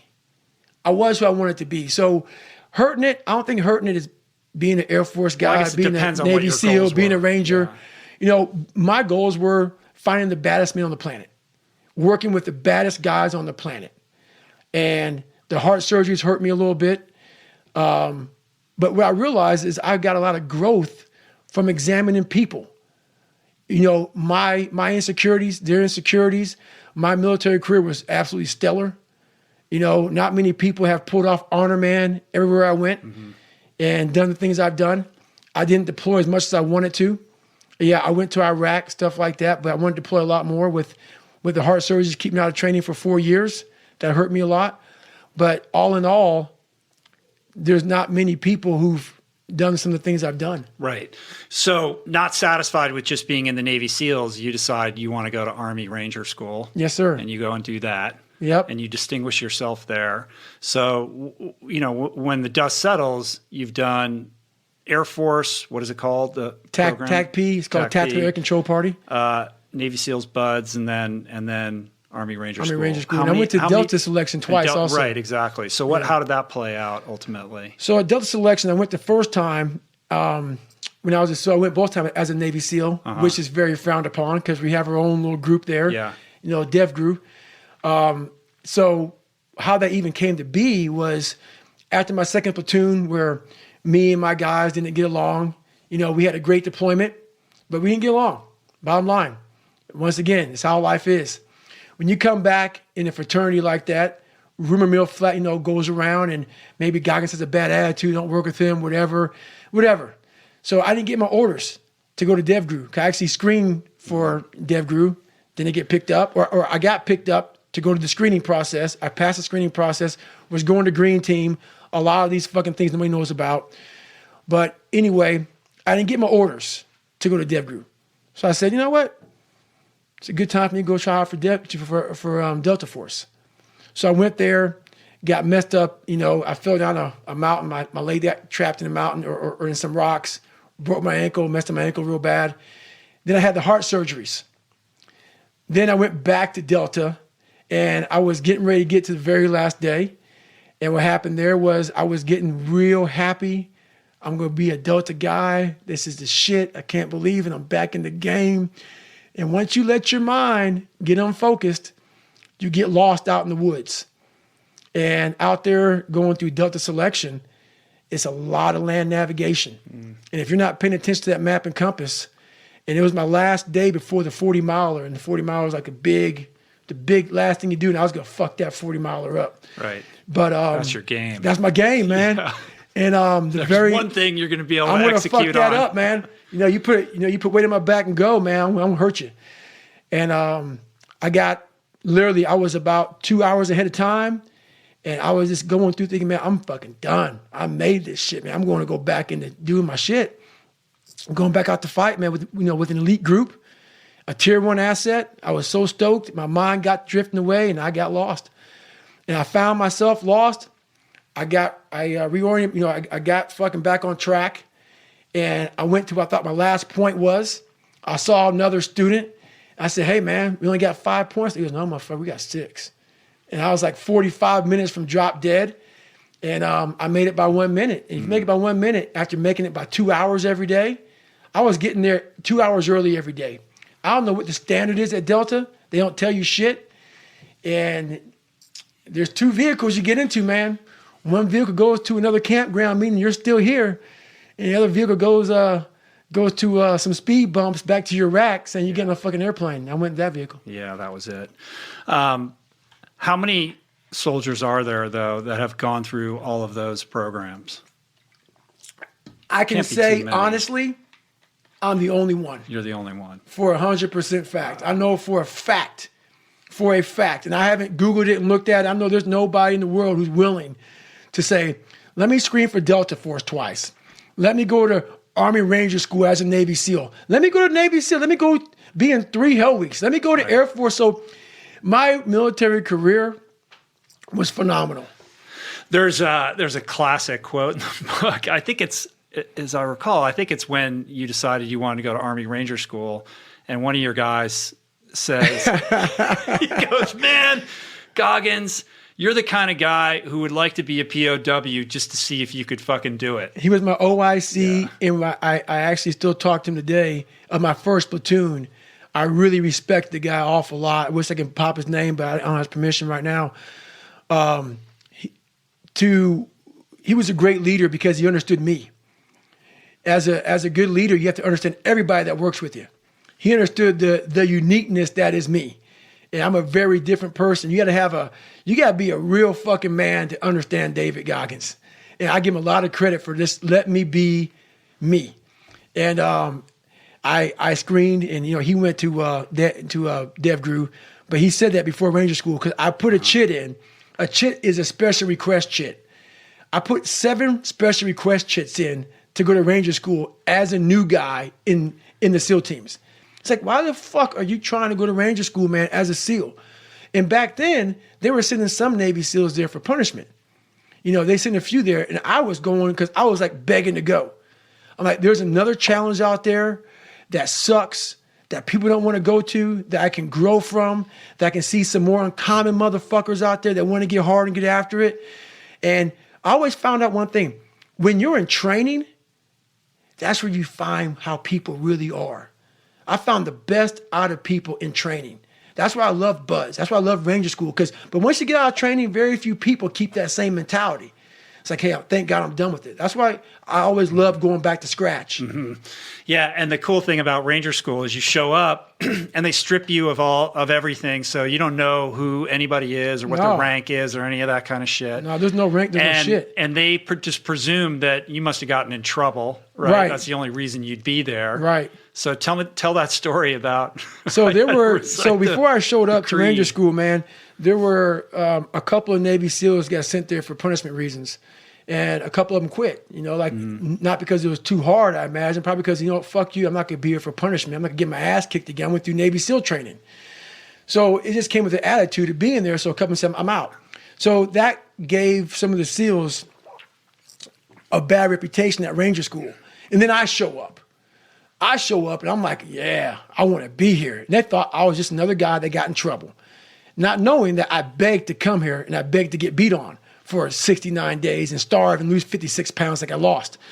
So it's like day 3 and they have, an Army guy. We're all stripped to rank. I'm this David, I'm this Goggins and whoever, it's just your name. I mean, you could be a fucking major, you could be a general and you're just Thomas. It's all the fuck you are, man. They don't care. So I'm hiding out, but I got my little Navy name tag on so they can tell I'm a Navy guy, my little Navy hat, so they know I'm a Navy guy. I stand out. And once again, there's not many black guys in Ranger School. So I'm in the back hiding out, and they tell the guy, hey, come up here. You're the first sergeant, and the first sergeant, you should know the Ranger Creed. So the guy goes up there, and he goes, he fucks it up. And they go, hey, they look right at me. I know for a fact, old seaman back there, where the hell they call me, doesn't know this shit. I was like, motherfucker, I've been studying this Ranger Creed for a year. This is what I'm saying in my head. I get up there, man, recognizing I volunteer as a Ranger. Fling over the hands of my chosen profession. I was David Hope of Steve's honor hospital because of the Rangers. He goes, you're done. I went on. Acknowledging the fact the Rangers more at least. He's like, what the fuck? So I went ahead and said the whole fucking Ranger Creed. Next thing I knew, he goes, hey, you're the new first sergeant. And I was like, fuck. Now, not only am I going through one of the best leadership schools, you have to be dialed in all day long. When I'm not out in the field getting graded, I'm now in garrison, having to be in charge of all these fucking guys in Bravo platoon. So Bravo company. So I was like, guys, so it was I was always had to be on the whole time. Roger that. Roger that. So I was like, fuck it, man. I guess I'm in charge now the whole time. But I never got fired. Most guys going through that, you get fired. And that's what led me to, getting the Honor Man Award. Right. One of the things you don't talk a lot about is your deployments. I mean, you talk about that experience in Malaysia a little bit, only briefly in the book. So I'm just wondering what the rationale behind that. Like, are you not allowed to? Did you just think that it wasn't relevant to the story you were trying to tell? Well, the thing about it is I deployed, I fought in combat, stuff like that. First of all, it's hard to relate to that. Second of all, I had to get all kind of fucking approvals from people to get that in the book and talk about it. And I want to go through that process of, hey, can I put, what I did in Iraq in the book and stuff like that in the book. And I want my book to relate to people. There's enough Navy SEAL books out there talking about, running, gunning, shooting them up, stuff like that. That's never been, I don't want to be known as a Navy SEAL. Even though I talk a lot of, people want to ask me about it, Navy SEAL, that was a snippet of my life. That was a snippet of my life. And I want to be known as somebody much more than that, who did a lot more than that. So my book is about helping people, and I can't help people through what I did in combat. I can help people by what I went through in life itself. And I went out to, it was intentional to make this book about how can these stories resonate and help people. And, it wasn't like, hey, let me kiss my own ass. So that's why I had to go there and do that. So that's why. Yeah. Well, there's the cover image of the book is you in military uniform. And there are a lot of those other kind of books out there, Chris Kyle. And I know you're tight with the Luttrell brothers. Those have been huge books and they become movies and cultural, very culturally relevant. And another thing about that, I'm not a war hero. Yeah. I'm not a war hero, man. Like, there's a lot of heroes out there and I don't have a great story to tell you about war. What is the climate, though, when you're in the SEALs and then somebody writes a book? Like, my sense was always that was kind of frowned upon. It is frowned upon in the SEAL. A lot of things are frowned upon in the SEAL teams. A lot of things are. That's one of them. I don't care what you do. It's your life, and I'm not about judging people for that. But a lot of SEALs don't like anybody going out doing anything like that. And I don't know if it's a lot of jealousy or whatever. I don't care, but it is frowned upon for some people to do that. But I guarantee you, some of those guys, if they did some cool shit, a lot of us don't do cool shit. Yeah. a lot of us see combat, not a lot of cool shit. So but the book really isn't about. It's not some vainglorious thing where you're in battle and you're telling crazy war stories. No, it's not that at all. It is. I don't have many war stories to tell. So the reader is the hero, and another one of the themes that I want to kind of explore with you is this idea of being the only, right? Which is like a recurring thing in your story, right? So being the only, and I actually talked about with Adam. I came up with the only. There's a lot of onlys out there. I was the only black in a lot of situations. And the only isn't about a color. There's a lot of, there's gays, there's lesbians, there's people who are white people who just feel like they're not wanted in society. Mm-hmm. That's the only. The only is feeling like you're not accepted in any society that you're in. It doesn't matter what color, creed, race, gender, it doesn't matter. It's just that you are in this situation where you feel like you're being judged. You might be being judged. You feel awkward. It's an awkward feeling when you walk in a room and you're like, oh my God, like I'm the only. And that comes with a lot of people. And that's where the only really came from, because I didn't want to make it like a black situation. I want this is about people. You are your own hero. You are the hero of this book. So I want it to be, what's a word that can make people feel like this resonates with me? That's only. It's not about, it was about black or about white or about being Jewish or Christian or whatever. So that's where it comes from, man. It's about ownership of a lot of people feel like no one understands what the fuck I'm going through right now. And that's the only. Right. And that seems to be something that you leverage to get stronger. Oh, yes. The only is a very powerful thing for me. And there's a lot of times in my life that I chose the only on purpose. Mm-hmm. On purpose, just to see how I would come out the other end of it. And in the midst of all of that, how do I say this? For somebody that's listening to this or they're reading your book and they do feel they feel alone, perhaps they have that victim mentality, mm-hmm. right? They're just, the world's against me. I can't catch a break. Every time I try to do this happens. It's some narrative that they're spinning about their life. Right. Like, what's the first step out of that? Well, like I've said a million times before, the most important conversation is the one you have with yourself. You wake up with it, you walk around with it, you go to bed with it. Eventually, you act on it. Sometimes you act on it good, sometimes bad. You got to change the internal dialogue. That person in your head that's talking that shit to you, until you change the internal dialogue in your head, until you callous over the victim's mentality that the world is out to get you because of you are the only, you got to change that shit, man. Yeah, but you don't understand my life, David. Yeah, I do. So that's the thing about it. And that's why I can talk about it. But yeah, I get what you're saying. A lot of folks I get that mentality. I once had that mentality that no one understands what the fuck I'm going through. And if you keep that mentality, you're going to stay in the same exact spot that you're in, that no one understands me. There's millions of people. Why do you think a book that I self-published, is doing so well with a story that's so fucked up? People like, I'll never forget, I went to a publishing house, like, who's going to resonate with this story? No one's going to buy this book. I'm like, are you not in the world?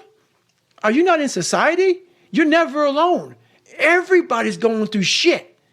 So when people get this mentality of like, you don't understand me, you can throw a fucking rock to someone that can understand you if they're willing to break themselves down and stop hiding. Mm-hmm. A lot of people understand you, mm-hmm. but you got to stop hiding. And that's why I tell people, a lot of people are going through shit. They just hide better than you did. That's all they did. They're just hiding better. Yeah, it's easy. It's easy. Even after you've accomplished something, to not rest on your laurels or take a breath. Like you're somebody who's constantly moving forward. I am. But I think one thing that gets lost in your story is that you are pretty good about celebrating the victories along the way and celebrating yourself. I talk about it with my fiance every single day. I talked about it with her 2 hours today. I said, we are fucking grinding so hard that we are losing the vantage point of what we have accomplished today. We got podcast, interview, flying, do this, do that. I'm like, stop. It's just me and you in this mom and pop thing that we're doing. Look at where the fuck this book is at right now. It's crazy. Look how many people we're touching. Shut up and just fucking think for a second. Let's stop. Because all we did was talk about this and this. We got to keep, no, enjoy this for a second. We have to take time and realize what the fuck we've accomplished here. That's an evolution for you, man. Huge. But that's I realized. That's a very different David Goggins than even from a couple of years ago. Huge. Because you have to, what is it all about? I'm going to keep on grinding. That's not what I'm saying. What I am saying, though, is you have to respect what you've done. Take a second, not live in it, not sit around and say, I'm good. Sit back and say, let me look at the vantage point now that I'm at. That's why you reset the vantage point. Get the tactical advantage. If you get the tactical advantage too quick and start fighting, you got to take a second to take observation of where I'm at. What have I done? Am I in the right spot? I'm obviously in the right spot right now. Now we can go back to fighting. Mm-hmm. So that's what we're doing right now. And how did you arrive at that epiphany? Because I would imagine there's a different version of you that wouldn't allow yourself to be that indulgent. It's called you find peace. I never found peace until I got real sick. And you find peace by clarity. And there's no clarity when there's noise. When there's always a schedule in front of you to keep grinding at it. So my schedule's always there. I'm still alive. And while I'm still alive, I'm going to grind until I'm dead. But in that grinding schedule, you have to have a point in there where it's okay, at 12 o'clock, reset the tactical advantage and look and see where you're at. At this new vantage point, stop for a second and survey the field. Because what I was doing was I had this big, long schedule. And in this schedule, there was no take a second, see what the fuck you've accomplished. Because if I did all that shit in the military, after I got honor man at Ranger School, and I was the top leader amongst 300 people, when I got back to that second platoon, if I had taken the vantage point and said, okay, my God, man, you've really grown as a leader, I would have attacked the situation that second platoon much differently when I was like, oh, you guys don't want to work out this fucking hard? You ain't hard like this? I would have taken a step back and said, okay, hang on a second, man. You learned a lot. That's the tactical advantage. You got to take that vantage point and take a second to breathe and say, you learned a lot. But when you learn a lot, if you just go back into the fight, you never apply what you learned. You just get that certificate of graduation and go. Get it, remember what you learned, and use it. And that's about taking that 1 second out, get on top of that mountaintop, looking down and say, okay, how would I have handled this years ago? Wow, I would have really fucked that up. This time, let's not fuck it up again. Right.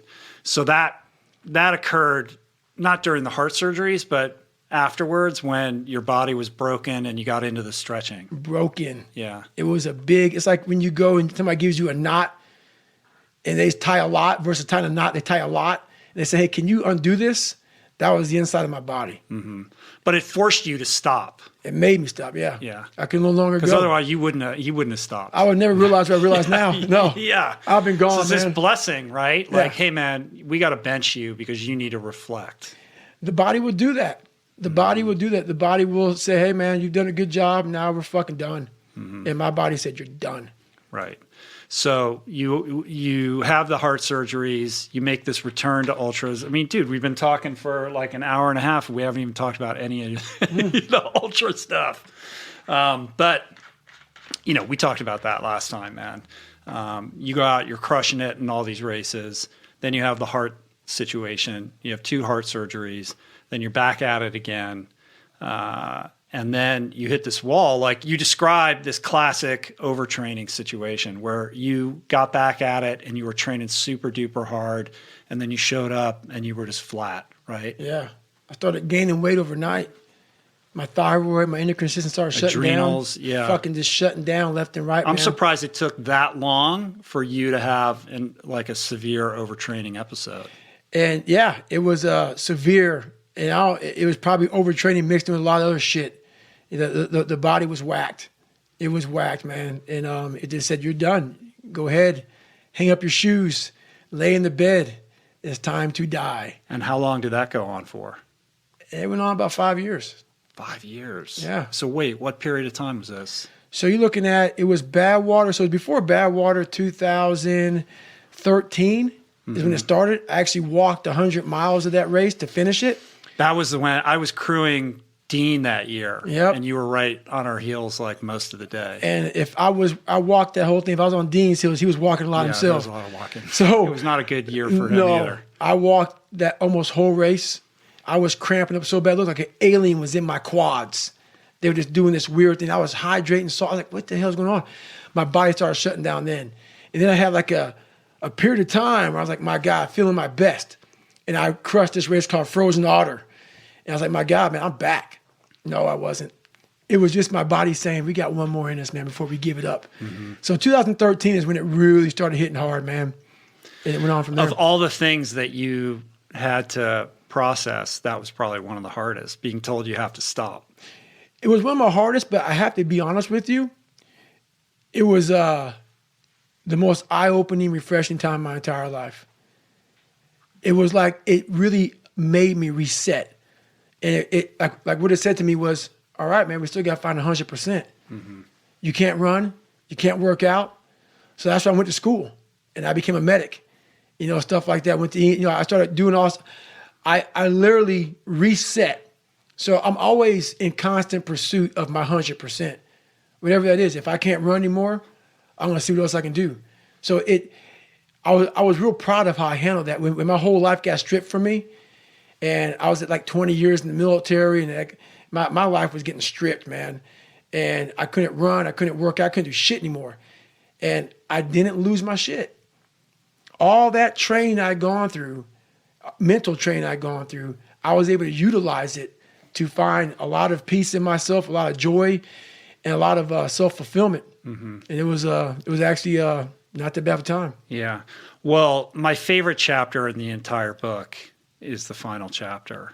Oh, it's a sick chapter. Well, yeah. I mean, I was just because one of the things I've always sort of thought about you or been concerned about with you is like, is this guy going to just go to his grave grinding and just angry and resentful and venging, against the world? Or is he going to be able to find peace? Is he going to be able to be content? Is he going to be able to find a way to find the joy and the gratitude for these experiences? Or are you just going to be fighting all the way to the end, man? And you found that. Right. Like, I was so happy to read that. Yeah, I found it. But what's great about it is I found it, but I can still tap into it. Yeah. Was there a moment of thinking if I allow myself to experience joy and gratitude, then I'm not going to be able to be as hard, that I'm going to lose that edge that distinguishes me? No, that's not it at all. What it was I never felt that my entire life. You're almost taught that shit. When you're born in a happy home and you're born around happy shit, it kind of comes out. I don't laugh. My dad beat the laughter out of me. When you can't read and write and you're trying to hide out in classes and please don't call on me and shit, and you're fucking all scared and shit, everywhere you go you're nervous and you're panicked and you're stuttering, and your whole life is that shit. There's not joy in that shit. That becomes who you are no matter how much you change. You're scarred. So people are like, my God, man, you never smile, you never do this. It's my life. It's my life. So you got to teach yourself how to read and write and also fucking smile and say, it's okay. A lot of things aren't like, man, why don't you do this? Like, I don't judge people. That's why I don't judge them. People, man, you don't smile, you look so hard like this. Read my book and don't forget where I came from. It's who you are. You have to undo that shit. And no one came down and trained me on how to be happy, how to find peace, how to do this and that. That's why I'm so glad I found it through suffering. The greater the suffer, the greater the peace I found. But you have to reflect on where you came from the dungeon of hell that I came from. I had to reflect on that shit to find final peace and be able to say, wow, motherfucker, if you die in this bed at 40 years old, I'm the happiest motherfucker in the world because I did it. I pissed people off along the way. Some people don't like me, Merry Christmas, whatever. But you can finally look in the fucking mirror and you can cuss on damn Rich Roll shit and don't care what they say about you and be happy with it. The non-judgmental part is a lesson that you had to learn the hard way too, right? Big time. Yeah. Big time. I used to hate people not liking me. One of the hardest things in the world for me, at a young age was, my God, I just want to fit in. I want to fit in. I want you to like me. So that's a horrible fucking place to be in life because you lose yourself. When you want to fit in with people so badly, normal fucking people, no better than you. You'll do whatever you can to fit in. And that's a bad place to be. You lose yourself in trying to create a character that other people will accept. And that's where I found a lot of joy, man. This is God. This is me. I speak in the third person. I'm fucked up. I got some shit going on. I'm still working on myself. Take it or leave it. You don't like me? Take a number and get in line, man. And does that involve like a spiritual perspective? Like, what does that look like for you? I am even though people may not believe it, because I cuss, which is hilarious, I believe in God big time. I've had this voice in my head since I was a young kid. So what trained me was that voice. And I'm not going to go God on you right now, because I don't care if people believe in God or not. That's not my place. I'm not here to judge you. You have your own life and your own things to deal with.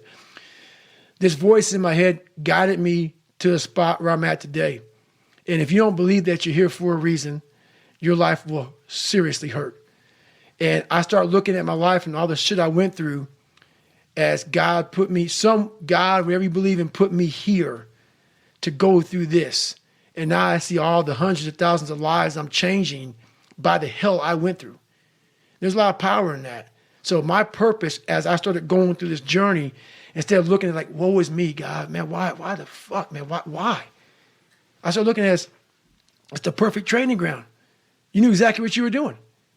You knew exactly what the fuck you were doing, obviously. You put me in every situation possible to tell a story that needed to be told. Yeah, looking back, it's like every domino is lined up perfectly to create the person that I'm sitting across from right now. And also, you took advantage, you leveraged all of those opportunities to be that best version of yourself. Mm-hmm. I did. As afraid of that, I mean, it was a very scary road. A guy who was afraid of a lot of things, to then find power in fear, to find power in overcoming fear, and to get to where I'm at today, where there's very few things that I'm really afraid of because I know how to control it. I know how to manage it. I know how to work it to my advantage now. It's something else, man. So I really challenge people to really do a live autopsy on your brain. And the reason why I talk about my childhood so much in this, because I don't want you to put a title on me. Because once you title me as a freak, you now put yourself in a position where you can be very comfortable in saying, it's just not possible for me. Yeah, that's so important because you have done so many crazy things. It's very easy to just say, well, he's a crazy outlier. That's it. He's that guy. He's that special guy. Nope. And that's the thing that makes me so pissed off in this world, man. The only thing that gets me mad nowadays is that so many people die with untapped potential because they think that someone else is fucking better than them. And they were born, not with the greatest tools. You don't need shit. You need the ability to fucking grind your ass into a fine fucking powder. And when you're in that fine powder, find a way to build that motherfucker back up repeatedly. And it's possible. Yeah. For you, what I love is that you go out on these crazy training excursions and it's just a pair of running shoes and shorts. Alone. That's it, man. You don't have any crazy gear. Nope. Any sponsored bullshit or anything like that. Nope. It's just at its most purest form. I found a lot in that, man. Always. It has to be pure, man. Like, I don't want people, like, the reason I don't post, hey, post what you're doing today. No, man, this is my time. I want you fucking know what I'm doing today. This is my time. This is my growth factor. But man. I think it creates a lot of demand because when you do drop that bomb once a week or whatever I'll drop that something video, on you. it's I'll like, let you know holy what's shit. up. I'll look at it and I'll be like, damn, man, that thing's got like 200,000 views. You posted it like an hour ago. Hey, man, I let somebody know what's going on every now and then. It's all about giving back and training. But I'm still learning. I'm not Yoda yet. What do you still need to learn? And what are you still afraid of? Honestly, my biggest fear to this day is, and I say it a lot, and it's going to heaven and being judged by God. And, God has, I believe that God has knows everything about you From the time you're born, when you're gonna be born, when you're gonna die, when you're gonna graduate, buzz, whatever's gonna happen to you, he knows all this shit. Some people never do what God knows you're capable of doing because we have choices. My biggest fear in life was to get to heaven and God look at me as I'm being judged. And I was some fat 300-pound guy like I used to be that still sprayed for cockroaches. That's okay. It's what you want to do. I didn't want to do that. And I made $1,000, a month. And I got to heaven and God laid out this chart in front of me. And he said, hey man, look at this chart. And it had my name on top and all this amazing shit. And I'm like, that's not me, man. He goes, that's who you were supposed to be. My biggest fear in life is that one day if I ever get judged by something, someone, some energy force, that I go up there and I failed the mission. Whatever force up there thought I was supposed to be some badass and I went up there underachieved. I want that force up there that knows everything to be writing as I'm living, saying I had no fucking idea he even had this in him. Mm. So I want to just be the best I fucking can. And a lot of people say that. I truly mean that. And what is it that you have to learn? I still have to learn me. I still feel there's times where as a human being, I'm a human. And you still fall back in these ruts of life where you think that you had a permanent fix because I've done all that. Nothing's a permanent fix, man. That's why I grind every day because nothing is permanent. Are you training for anything right now? I'm signed up for the Hurt 100. Oh, you are? I actually got nice. in it.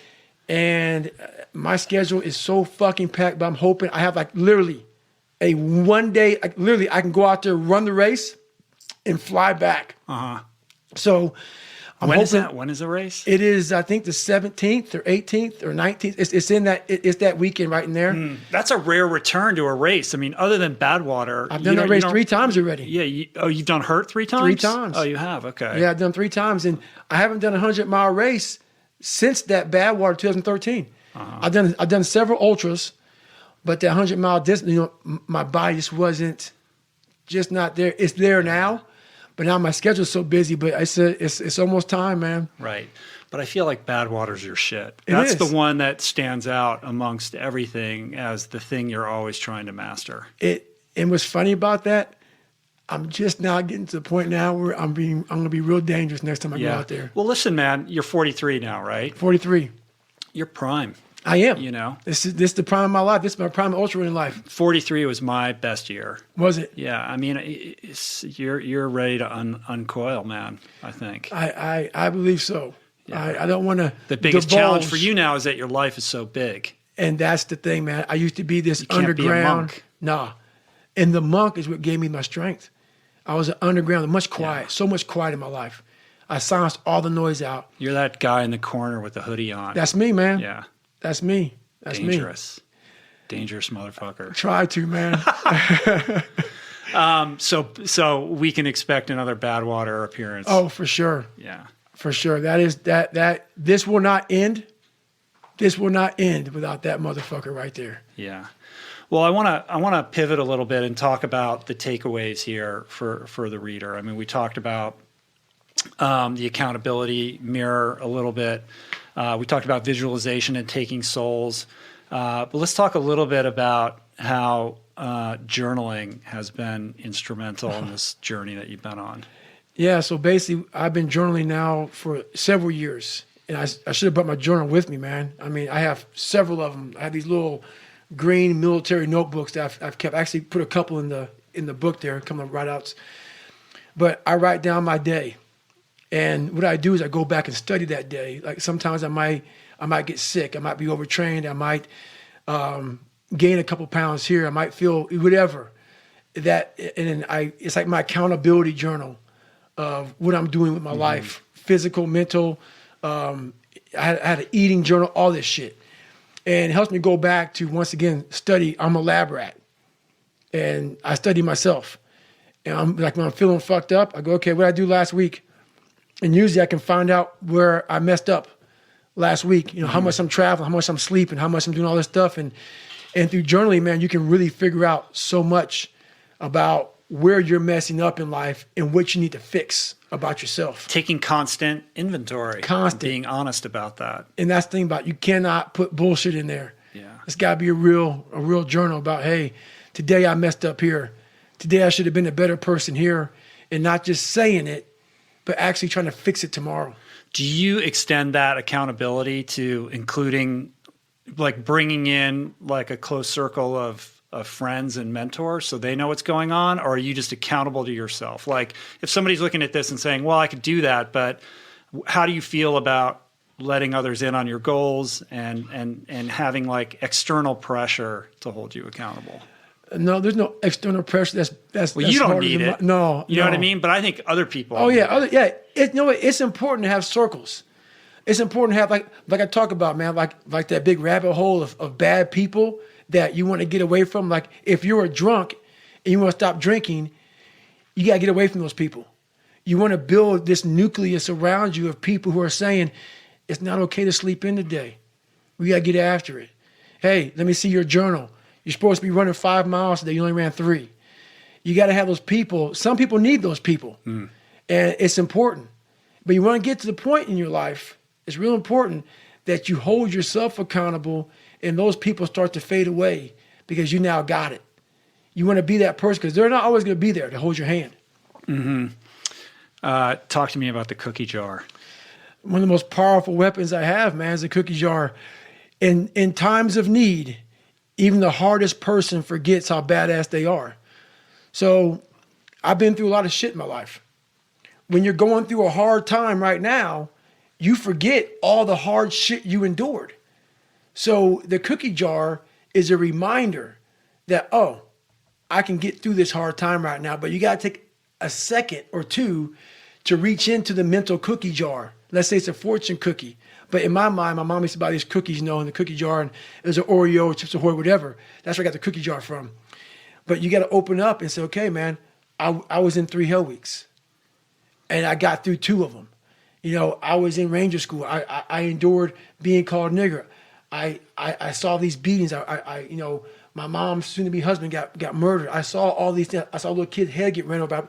All these things I endured alone. I had to remind myself of the strength and the power that I have, that it's in me. It's just a reminder of how badass you are in hard times, because we just forget that bad time consumes our mind, and we forget who we are. Torching complacency.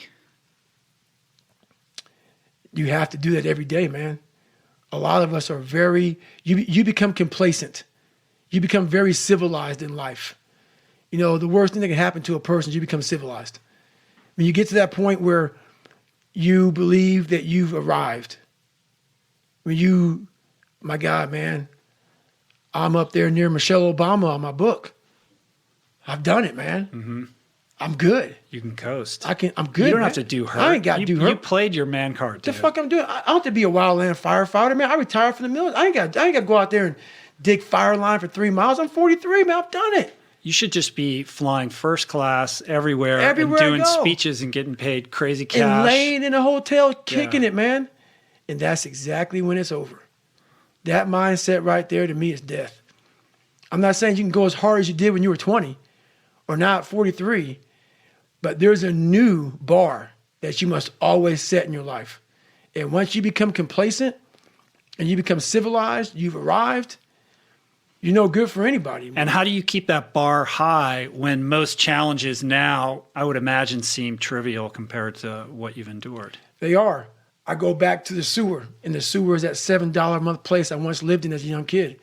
So even though... Mentally, and I always talk about it. I talk about I'm always paying rent in that $7 a month place where I grew up, in that nasty little place I grew up in. I remember it. I remember like it was yesterday, and I'm glad I do. I never want to forget the dungeon of where I come from. Even though it's real spooky and it's scary and there's no lights on in there and there's cobwebs and some creepy motherfuckers in there, some demons, all those motherfuckers in there made me Goggins, made me who I am today. That's where the strength came from. You got to go back to the beginning, to the fundamentals of life, to the very fundamentals of where it all, like playing basketball. You got to go back to the fundamentals. You can't always just stay up here. You got to go back to scratch. And that's how you get so better. The challenge becomes staying in tune with that. That's right. You know what I mean? Because life's getting better and easier for you and bigger, and there's more demands on your time, and like people are throwing really cool, fun shit at you. I'm always, you can ask my fiance, my conversation on a weekly basis is I cannot get away from who the fuck I am. Who I am is who I'm proud of. I'm very proud of the hardworking, calloused hands, calloused mind, human being that I literally made this person with a lot of help from above, a lot of guidance from saying you're going to go left when you should go right. That horrible voice that wouldn't let me get away from myself and hide forever. I listened to it. And the only way you can set the example is you have to always be willing to work. I don't follow people who talk about what they used to do in life. I don't give a fuck what you used to do. I don't care that, you used to be the best. I don't care. What are you doing today? You may not be that person now, but what are you still doing to try to excel in life? And a lot of people now are talking. I hear so much talk. I don't hear a lot of work. I hear a lot of people telling you what you should be doing, how you should be doing it, how you should be fucking living. And I look at them and you're fat, you're out of shape, you look like shit, but you're telling a motherfucker how to live. No, man, I want to listen to you. There's so many people speaking this shit, and that's what bothered me a lot in the military. There's a lot of people talking shit. I don't see the real suffering behind it, behind what you're saying. That's why everybody said, man, you talk with so much passion because it's a real fucking place. It sucks to get up in the morning time. It was raining like cats and dogs. I want to get my shoes on and go run. But guess what? I got my shit on and ran. Yeah. Got that motherfucker on and ran. The big fear is the vision that's coming into my mind is Jake LaMotta at the end of Raging Bull when he's all fat and he's staring at himself and in his own lack of accountability mirror, right? Like drunk and talking about the good old days. Right. There are no good old days, man. There are no good old days. Yeah. You gotta go back and use it for strength, man. But it's where you're at now. I think the most one of the most powerful takeaways, challenges that you pose in the book is the schedule it in thing, man. Because the biggest thing that I hear, and I know you must hear constantly every single day, is like, I don't have time, man. You don't know my life. I got this, I got that, I got this, I got. It's not going to happen for me. Right. What you don't have is you haven't prioritized your life correctly. We all have time. We all have time. What you've done wrong is that you didn't prioritize yourself. You didn't prioritize that, look, motherfucker, I got to get up and win this war today against myself. I need to look better. I need to feel better. I need to eat better. I need to prioritize time. Or I got to run 100 miles on broken feet. Or you got to do whatever it is. That's it. That's it, man. There's a lot of growth in that shit. Scheduling it in. So I like this idea of, taking this inventory tool and applying it to how you're spending your time throughout the day. I talk about this a lot. And you went into detail in this challenge about, look, man, if you actually write down how you're spending your time throughout the day over a 7-day period, you're going to, it's crazy because I thought I was being pretty efficient with my time. And I've done this, and it's just amazing how much time is wasted that you're not even consciously aware. It's unreal how much time you waste during the day. And most of it is on these fucking computers, phones, Instagramming back and forth, whatever the fuck you call this shit nowadays, tweeting and texting and shit. We waste so much time on our little gadgets. It's unreal. And we talk about we have no time. If you really you have to take your day and write down this one day. Everything you do, write that down, and you're like, my God, I am wasting so much time on frivolous bullshit. It's not even funny. It will, if it doesn't infuriate you, it should. Because there's so much time. I can't get it in. Look at your schedule. You just wasted 7 hours today on bullshit. And you don't have an hour a day to try to get something in for yourself. I guarantee everybody can find an hour. Then it becomes about willingness. Yeah. Because most people they're not willing to get up that early or to make those sacrifices required. So it's a function of how badly do you want to change your life and what are you willing to endure to craft that life that you aspire to have, or do you just want to talk about it? Yeah, it's fucking miserable. It is miserable. To get up every day or 5 days a week, whatever, when it's snowing, shiny, not shiny, not comfortable, and to go in the gym and work out when you don't want to go to the gym. It is not fun.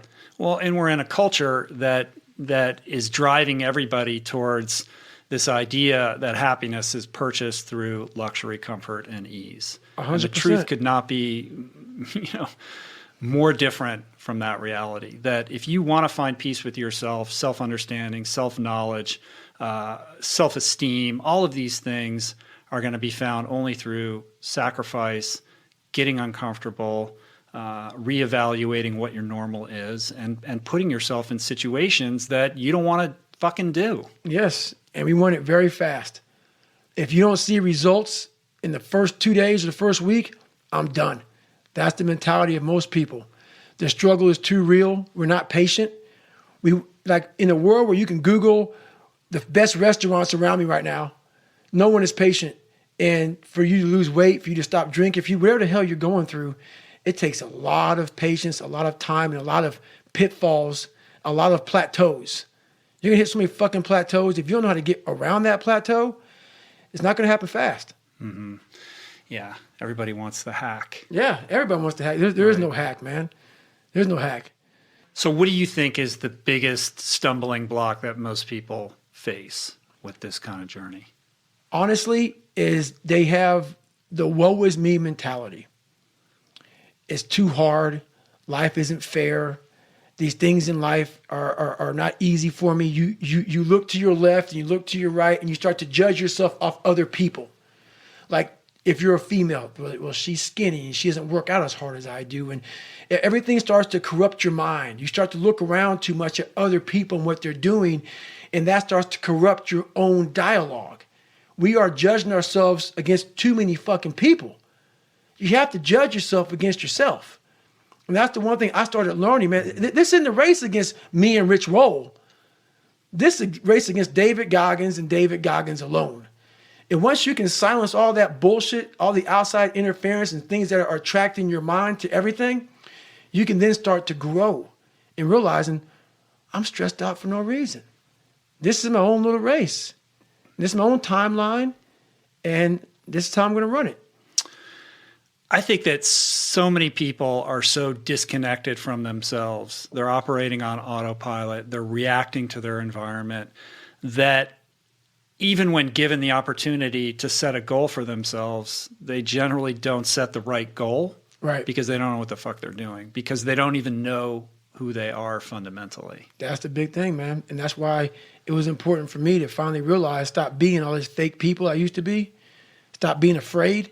There was no growth until I cut myself down to nothing, to the person I really was, the real human being.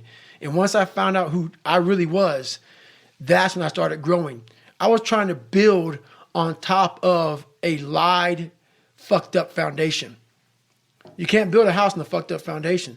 So I had to get down to the actual mineral soil of who I was. And that's when you can start real growth. And what is the role that suffering plays in that, or the willingness to suffer? It starts to peel all those layers away, all those artificial layers away. If you're willing to suffer and go back in the grind, that internal dialogue you have with yourself when you're in misery and you're uncomfortable, it's a real, scary, unfiltered, no lying dialogue between you and yourself. And people know exactly what the fuck I'm talking about when you're in a bad spot in life and your mind is saying all kind of shit. That's who you really are. That's the real you. No Rocky Balboa moments going on up there. Yeah. Like, hey, it's round 14. Let's come on. We got this. No, it's like, fuck this. I'm out of here, man. This is crazy. That's where the growth happens. When you're able to stay in that moment and talk yourself back into the suck of wherever you're going through, and you start stripping those layers away. But as you're stripping those layers away, you're building calluses over top of shit in your mind. That's where the growth starts to happen, is when you have to force yourself to stay in it. You can't leave it. That's why ultras are such a great vehicle for self-exploration. And 100%. That's why you see all of these cultures over the millennia that you talk about in your book, who use running as a means of right. self-exploration and a path to enlightenment, because you can't bullshit yourself when you're getting, it strips you down to who you are, and you are confronted with the truth of yourself and your reality, and you're forced to wrestle with that in a way where there's no escape hatch. No. Like that first 100-mile race I've talked about several times, where I lost everything. Still the hardest physical thing you've ever done, right? Yes, physically and mentally, because like you just said, I was unprepared for that race. No training. You should just recap it. Like zero training, running 100 miles so that you could impress Chris Kosman. Well, to get in the Badwater, pretty much, right? It wasn't about impressing that guy by any means. Well, you needed him to sign off. I needed to sign off on it. And it was like 3 days later, I'm in a 100-mile race, no training at all. And when you do that, it is stupid. But what it does, if you're not going to quit it, like you just talked about, it breaks you down to nothing. You are suffering so badly mentally and physically that all of these demons are coming up. And you're trying to find answers, and you're trying to find answers. It was like living 19 hours. It's like 5 years I put into 19 hours of highs and lows and pitfalls and seeing the sun come up. And it was like, my God, I lived 5 years in 19 hours. It was unbelievable. It was unbelievable. So do you find yourself chasing that now with every ultra challenge? No, because once you realize what you get from ultra, what you get from life, I can apply that now just by sitting here with you. You know, those tools now, I don't need to go out, even though I still do it, and go out and hammer. The hammering part is like, you know, it's like a purging of the soul. And you go out there and hammer out there. Yeah, you got to do that every once in a while. You got to hammer, man. You got to get after it. But now I figured out so many different ways and so many different tools through all of the journeys I've been through just growing up, man. Just being mature, you know, just being really mature and not holding on to hate. You know, really just letting all that shit go, man, and starting from scratch and let's go forward. How do you let it go? I don't think enough about people that have wronged me or situations that have wronged me. Because once you've come to a place where you are really happy with who you are in life, no one fucks with you anymore. Even though they're fucking with you, it doesn't fuck with you. It doesn't fuck with you. You know, like all these, I used to be so hurt by everything in the military, and if someone did something or said something, like, man, I have overcome so much shit. There's not, I'm just in a really good headspace right now. My headspace, I own it. A lot of people own other people's headspace. I own my own shit now. What do you mean own other? Like they're just all caught up in what other people think about them and running all these narratives in their mind. That's right. About, they're more caught up in what other people think about them than how you feel about your own personal self. So a lot of people have their brain and their mind on rent to a whole bunch of motherfuckers in the world. Yeah. I am paying rent on my own shit. I finally put a down payment on it, and I'm making payments every daggone day on my own fucking brain. So you don't fucking control that shit anymore, man. I got it. So walk me through a day in the life. What's it look like right now? Well, I mean, it's got to be crazy. Right now, I leave here and I fly out to Oregon, and I'll be in Oregon with Cameron Haynes. We'll be getting after it for a few days. A lot more podcasts, a lot more interviews, but every day, every morning I get up, I still get my run in every morning. How do you structure the training? The training is basically structured off of my schedule. So look at my schedule, and I say, okay, Jennifer, what do we have today? We have this at 7 o'clock in the morning. Roger that. That means I got to be up by 4 o'clock in the morning to run. That's how it works. That's how all my shit works. So she lays out the schedule of events. 2 hours. You just set it 2 hours earlier or whatever. She says it could take an hour to get to Rich Rolls. Let's say we were at 7 o'clock today in the morning. It takes an hour to get to Rich Rolls with no traffic. Okay, let's block in an hour 15 for Rich Roll. Okay, we got that. The morning time, I'm going to run 7 miles this morning. I need 52:30 for that. Roger that. Put in shit, shower, shave. Add that in. So the schedule dictates, but I have all that time. Just push it back, right? So if that means getting up at 1:30. Trust me. Roger that. I've done that several times. Yeah. Several How much sleep times. do you usually get? I like getting 7 to 8 hours of sleep. Nowadays I can do that. But there's times where the schedule says, hey, man, you're getting 3 hours. And if that's the case, right. Merry Christmas.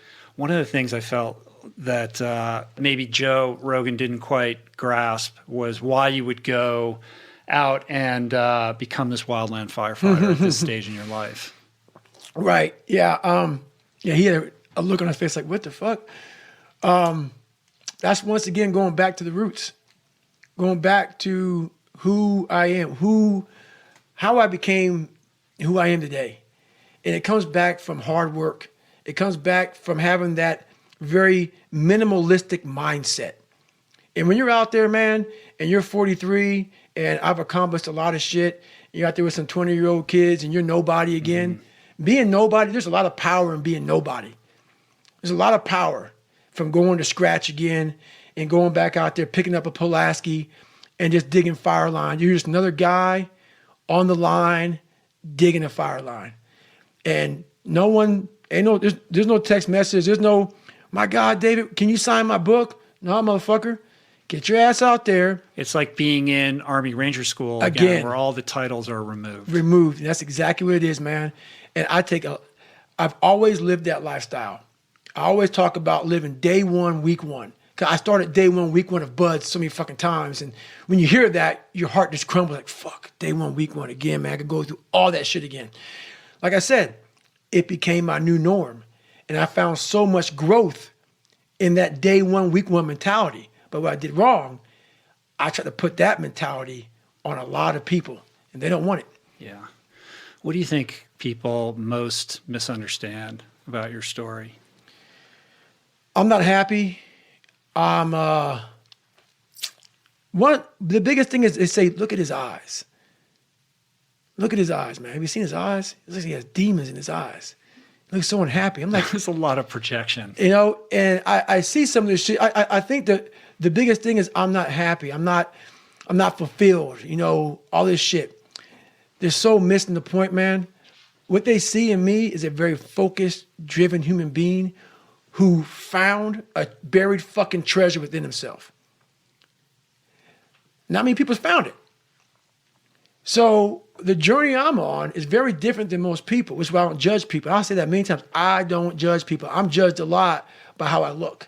My eyes, my not smiling all the time, not laughing, not joking. And that's I'm a funny motherfucker. Big time. But guess what? Right now, it's easy to be happy. It's easy to smile. Those are the good times. The good times. Those times don't need to be trained. You know, I had to train myself for good times. Those times, for most people, don't need to be trained. What I'm trying to give you all is the misery of sometimes we go through in life. Those are the times we don't want to fucking talk about. We want to skip forward to peace. Let's just fucking fuck all this. Let's skip all this pain and suffering and misery of real life. Let's cover it over, nice big blanket, and let's find peace. No. Sorry. It's not possible. You gotta go into that fucking hellhole of life that you have that fucked you up and fix it. And that's what I'm here to do. You got to go to war with yourself before there's peace. That's what I say in the book. What you say in the book. You must go to war with yourself before you find peace. So I'm trying to give you tools on how to do that. And I'm not going to sit here and smile and be happy about it. It's a hard journey. It's a real journey. It's a journey that's going to take you way outside of being comfortable. You'd be very, very uncomfortable doing it. It's what we're here to do. Very, you know what I mean? A lot of people don't see that. I love that story that you tell about, showing up at the pearly gates and wanting to be evaluated based upon your potential. That's you know right. what I mean? I believe we're here to grow and progress and evolve. And if you're not committed to that journey, then I think you're missing the beauty of life. And that doesn't mean it's easy, because it fucking ain't. No. It is the warrior's path, truly. 100%. But if you don't acclimate to challenging yourself and facing obstacles and becoming better on a consistent daily basis, then what the fuck are you doing? 100%. And sometimes you have to put the obstacle in front of you. That's why I went to be a right. So now life's good and easy. No. So you have to create these obstacles. That's because the thing about it. I have no obstacles anymore, man. Life is good. So I'm going to go up to Montana or Wyoming or wherever the fuck you go to go. I go to Montana and said, here's my obstacle. So once your life gets easy and everything is great, it's time to go online and Google some obstacles to put right the fuck in front of you. And when you look back on your childhood and you think about your dad, do you find peace with that? Do you find gratitude? 100%, man. For me to start this journey, I had to go back to where it started from. And I came from that man. That man is a part of me. I had to accept that. Had to accept that a lot of my insecurities, why that man beat me, why that man beat my mom, why that man got in my head, and everybody said he had a fucked up life. I had to study him. And I had to realize, I had to find peace with all that. I had to realize that what he did, it wasn't like he hated me. Mm-hmm. He hated himself. And so once you start to grow up, and like I say, take the different vantage point, I had to forgive that man. Even though I didn't say sorry, he never said sorry. We had our last conversation at 22 years old, and he died about 4 or 5 years ago. That was the last time I talked to him at 22 years old. But he was able to see you become successful from a distance. I think it hurt him. Because he saw me become a man that he was very proud of, and he didn't have much to do with it. But once again, I didn't hate him for that. He was the fuel beneath it all. He was a lot of the fuel, man. But but I will say this: anger was never my fuel. A lot of people think that. See, I would think that would be maybe a big misconception about you. It is. It's easy to look at you, and that guy is lit up on anger and resentment and rage. Even back in the day. So I gotta say, I've never said this before. I was actually telling my fiance this the other day. People think anger was my fucking fuel. Anger can be a fuel. Anger got me to look into things to become better. I want to show him. But I tell you one thing, when you're suffering and you're fucking at the wit's end and you want to fucking quit, that anger is gone, brother. Well, it's also not a sustainable fuel source. Your mind is thinking about, let's get the fuck out of here. So I realized this anger ain't shit. I didn't think about my dad beat me up. I didn't think about kids calling me nigga. I didn't think about any of that shit. I thought about, man, this fucking water is cold as balls, man. I get the fuck out of here. So I realized anger was no fuel for me. It may have got me to say, I'm going to be somebody. Anger got me caught up in some serious ego trips, man. Yeah. And on the subject of sustainable fuel sources, motivation's not your favorite. Mm-mm. Motivation is just... Goggins, he's so motivational. I'm so motivated. I'm so inspired. No, man. Motivation is just kindling, man. Yeah. It's just kindling. Like, all these fires that happen out here in California, man. So tragic what happened out here. But those fires start by a little motivation. And this is what I'm looking at, man. It's like a little spark starts these big fires. It was so crazy. And that's why I look at motivation. Motivation is just a spark. But those little sparks, if somebody comes by real quick with some water, that fire's down. It's out. But if you come by and that little fire, no one touches it, and that little fire, which is motivation, which is kindling, and that kindling grows off to, like, they call it 1 hour fuels, 2 hour fuels, 10-hour fuels, 10,000-hour fuels. You want that thing to boil over and catch a nice big log. It's going to burn a long time. Then that big log starts catching everything on fire. This is your soul. So motivation a lot of times can be fucking just put some water on it, puts it out. That motivation needs to turn into drive, passion, obsession to what you want to become. And once you become obsession or driven, it's a fucking inferno. So now you got to call in tons of firefighters and call in for help for here, calling for help from there. And they're not putting that shit out. Only thing that can take that thing out, it's got to burn itself out. But obsession is self-generated. You 100%. Can't will another person to become obsessed. Not at all. That has to, be something that is cultivated deep inside yourself. Deep. And most people never experience what it's like to be obsessed. And I think we put a negative label. Label on obsession. Hell yeah. He's obsessed. No, to me, it's a daggone, it's a compliment. It's a compliment, man, to be. And a lot of times it can fuck you up. It can ruin your life. You can be obsessed, but I'll tell you one thing.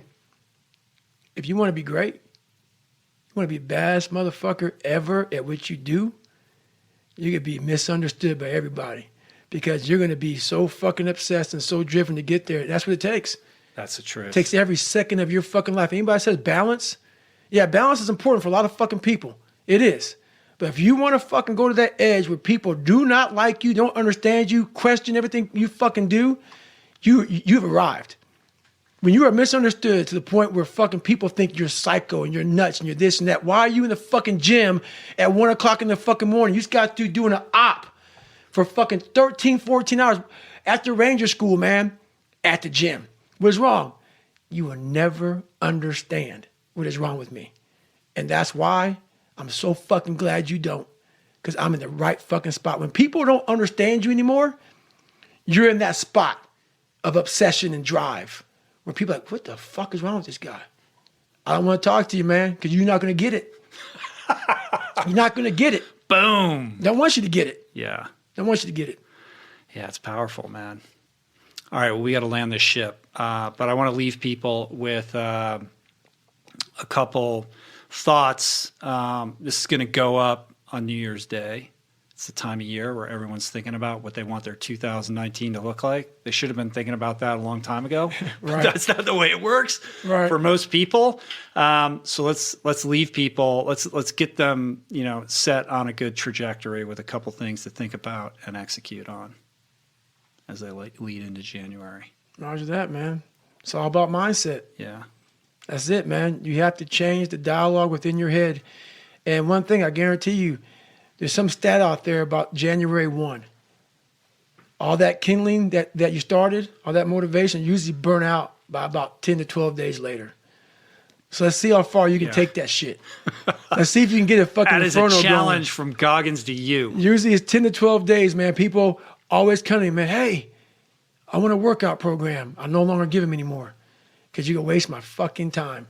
Because I know most people out there, once that fucking one alarm clock goes off at the wrong time of the day, I'm not going to the gym. Right. Or they get the workout program, but then they're like, hey, they hit you up again. What kind of watch do I need to get? That's right. What That's kind right. of shoes? That's the questions right. just keep coming. Keep coming, Every man. day goes by without anything going on. Keep coming. Go to the store, buy a pair of shoes, and Merry Christmas. Have fun with that shit. Call me after you lose some fucking weight running your ass in the dirt, and then we'll work on some other shit. Right on. Get your base on. There you go, man. All right, cool. Pleasure and an honor, my friend. Hey, thank you so much for having me on again, Rich. I appreciate you, man. This is amazing. I cannot recommend this book more highly. Cant Hurt Me. Get the audiobook, get the hardcover. It's available wherever you buy books. I'll put a link in the show notes to it as well. This book will fucking change your life.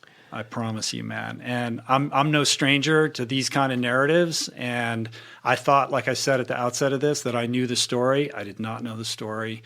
And I was profoundly impacted by it. And also just so great that our mutual friend Adam is part of this too. Oh, he's the man. Cool, man. He did a great job of capturing your voice. And I know this was, a long journey with the two of you guys, but it came out on top, man. I went through a lot of ghostwriters. Now I don't even call him a ghostwriter. That's a wrong word. Ghostwriter is some bullshit. Really on this. That's why the so-called ghostwriter was hand in hand right beside me doing the audiobook. So, he's a lot more than a ghostwriter. He was a guy that captured a very fucked up life, and he captured that shit just right. Together we captured some good shit. So it's a good read. Yeah. It's a good read. Awesome, man. All right, dude. Until next time. Roger that. Peace. Roger that. Out. Absolutely insane, right? Are you pumped right now? How pumped are you? There's no way that you're not pumped after listening to that. So please remember this feeling. Bottle it. Go back, listen to it again, hold on to this, and then put it to work. That's the thing. Put it to work. And you can begin this process by visiting the show notes on the episode page at richroll.com, where you'll find all kinds of additional links, ways to engage with David beyond the podcast. And please waste no time picking up his new book, Cant Hurt Me. There's a link in the show notes to do just that. And you can follow him on Instagram or Twitter, but IG, that's where it's all happening for David. Very inspirational. So check that out at David Goggins. Again, we have a special limited time deal on our Plant Power Meal Planner, $20 off when you go to meals.richroll.com and use the promo code POWER20 at checkout now through January 8th. So don't wait and get your diet checked in to meet those 2019 goals with our Plant Power Meal Planner. If you'd like to support our work here on the podcast, just share it with your friends or on social media. Hit that subscribe button on Apple Podcasts, on Spotify, on YouTube, Google Podcasts, wherever you enjoy this content. leave a review on Apple Podcasts, and you can support us on Patreon at richroll.com/donate. I want to thank everybody who helped put on the show today. Very special thanks to Randy Perez for her amazing portraits of David that she gave us permission to use for this episode. So thank you for that. Jason Camiolo for production, audio engineering, show notes, interstitial music. Blake Curtis and Margot Lubin for creating the video version of this podcast, for the filming and the editing, and for the graphics. Jessica Miranda for her beautiful graphics, which you can find on the homepage of Apple Podcasts, iTunes. Beautiful picture of David advertising this show. David Kahn for advertiser relationships, and theme music, as always, by Analemma. So thanks for the love, you guys. See you back here next week with another return of a great former guest, the great Zach Bush, MD. It's so good. You guys are in for a real treat with that one. Until then, happy 2019, people. Peace. Plants. Namaste.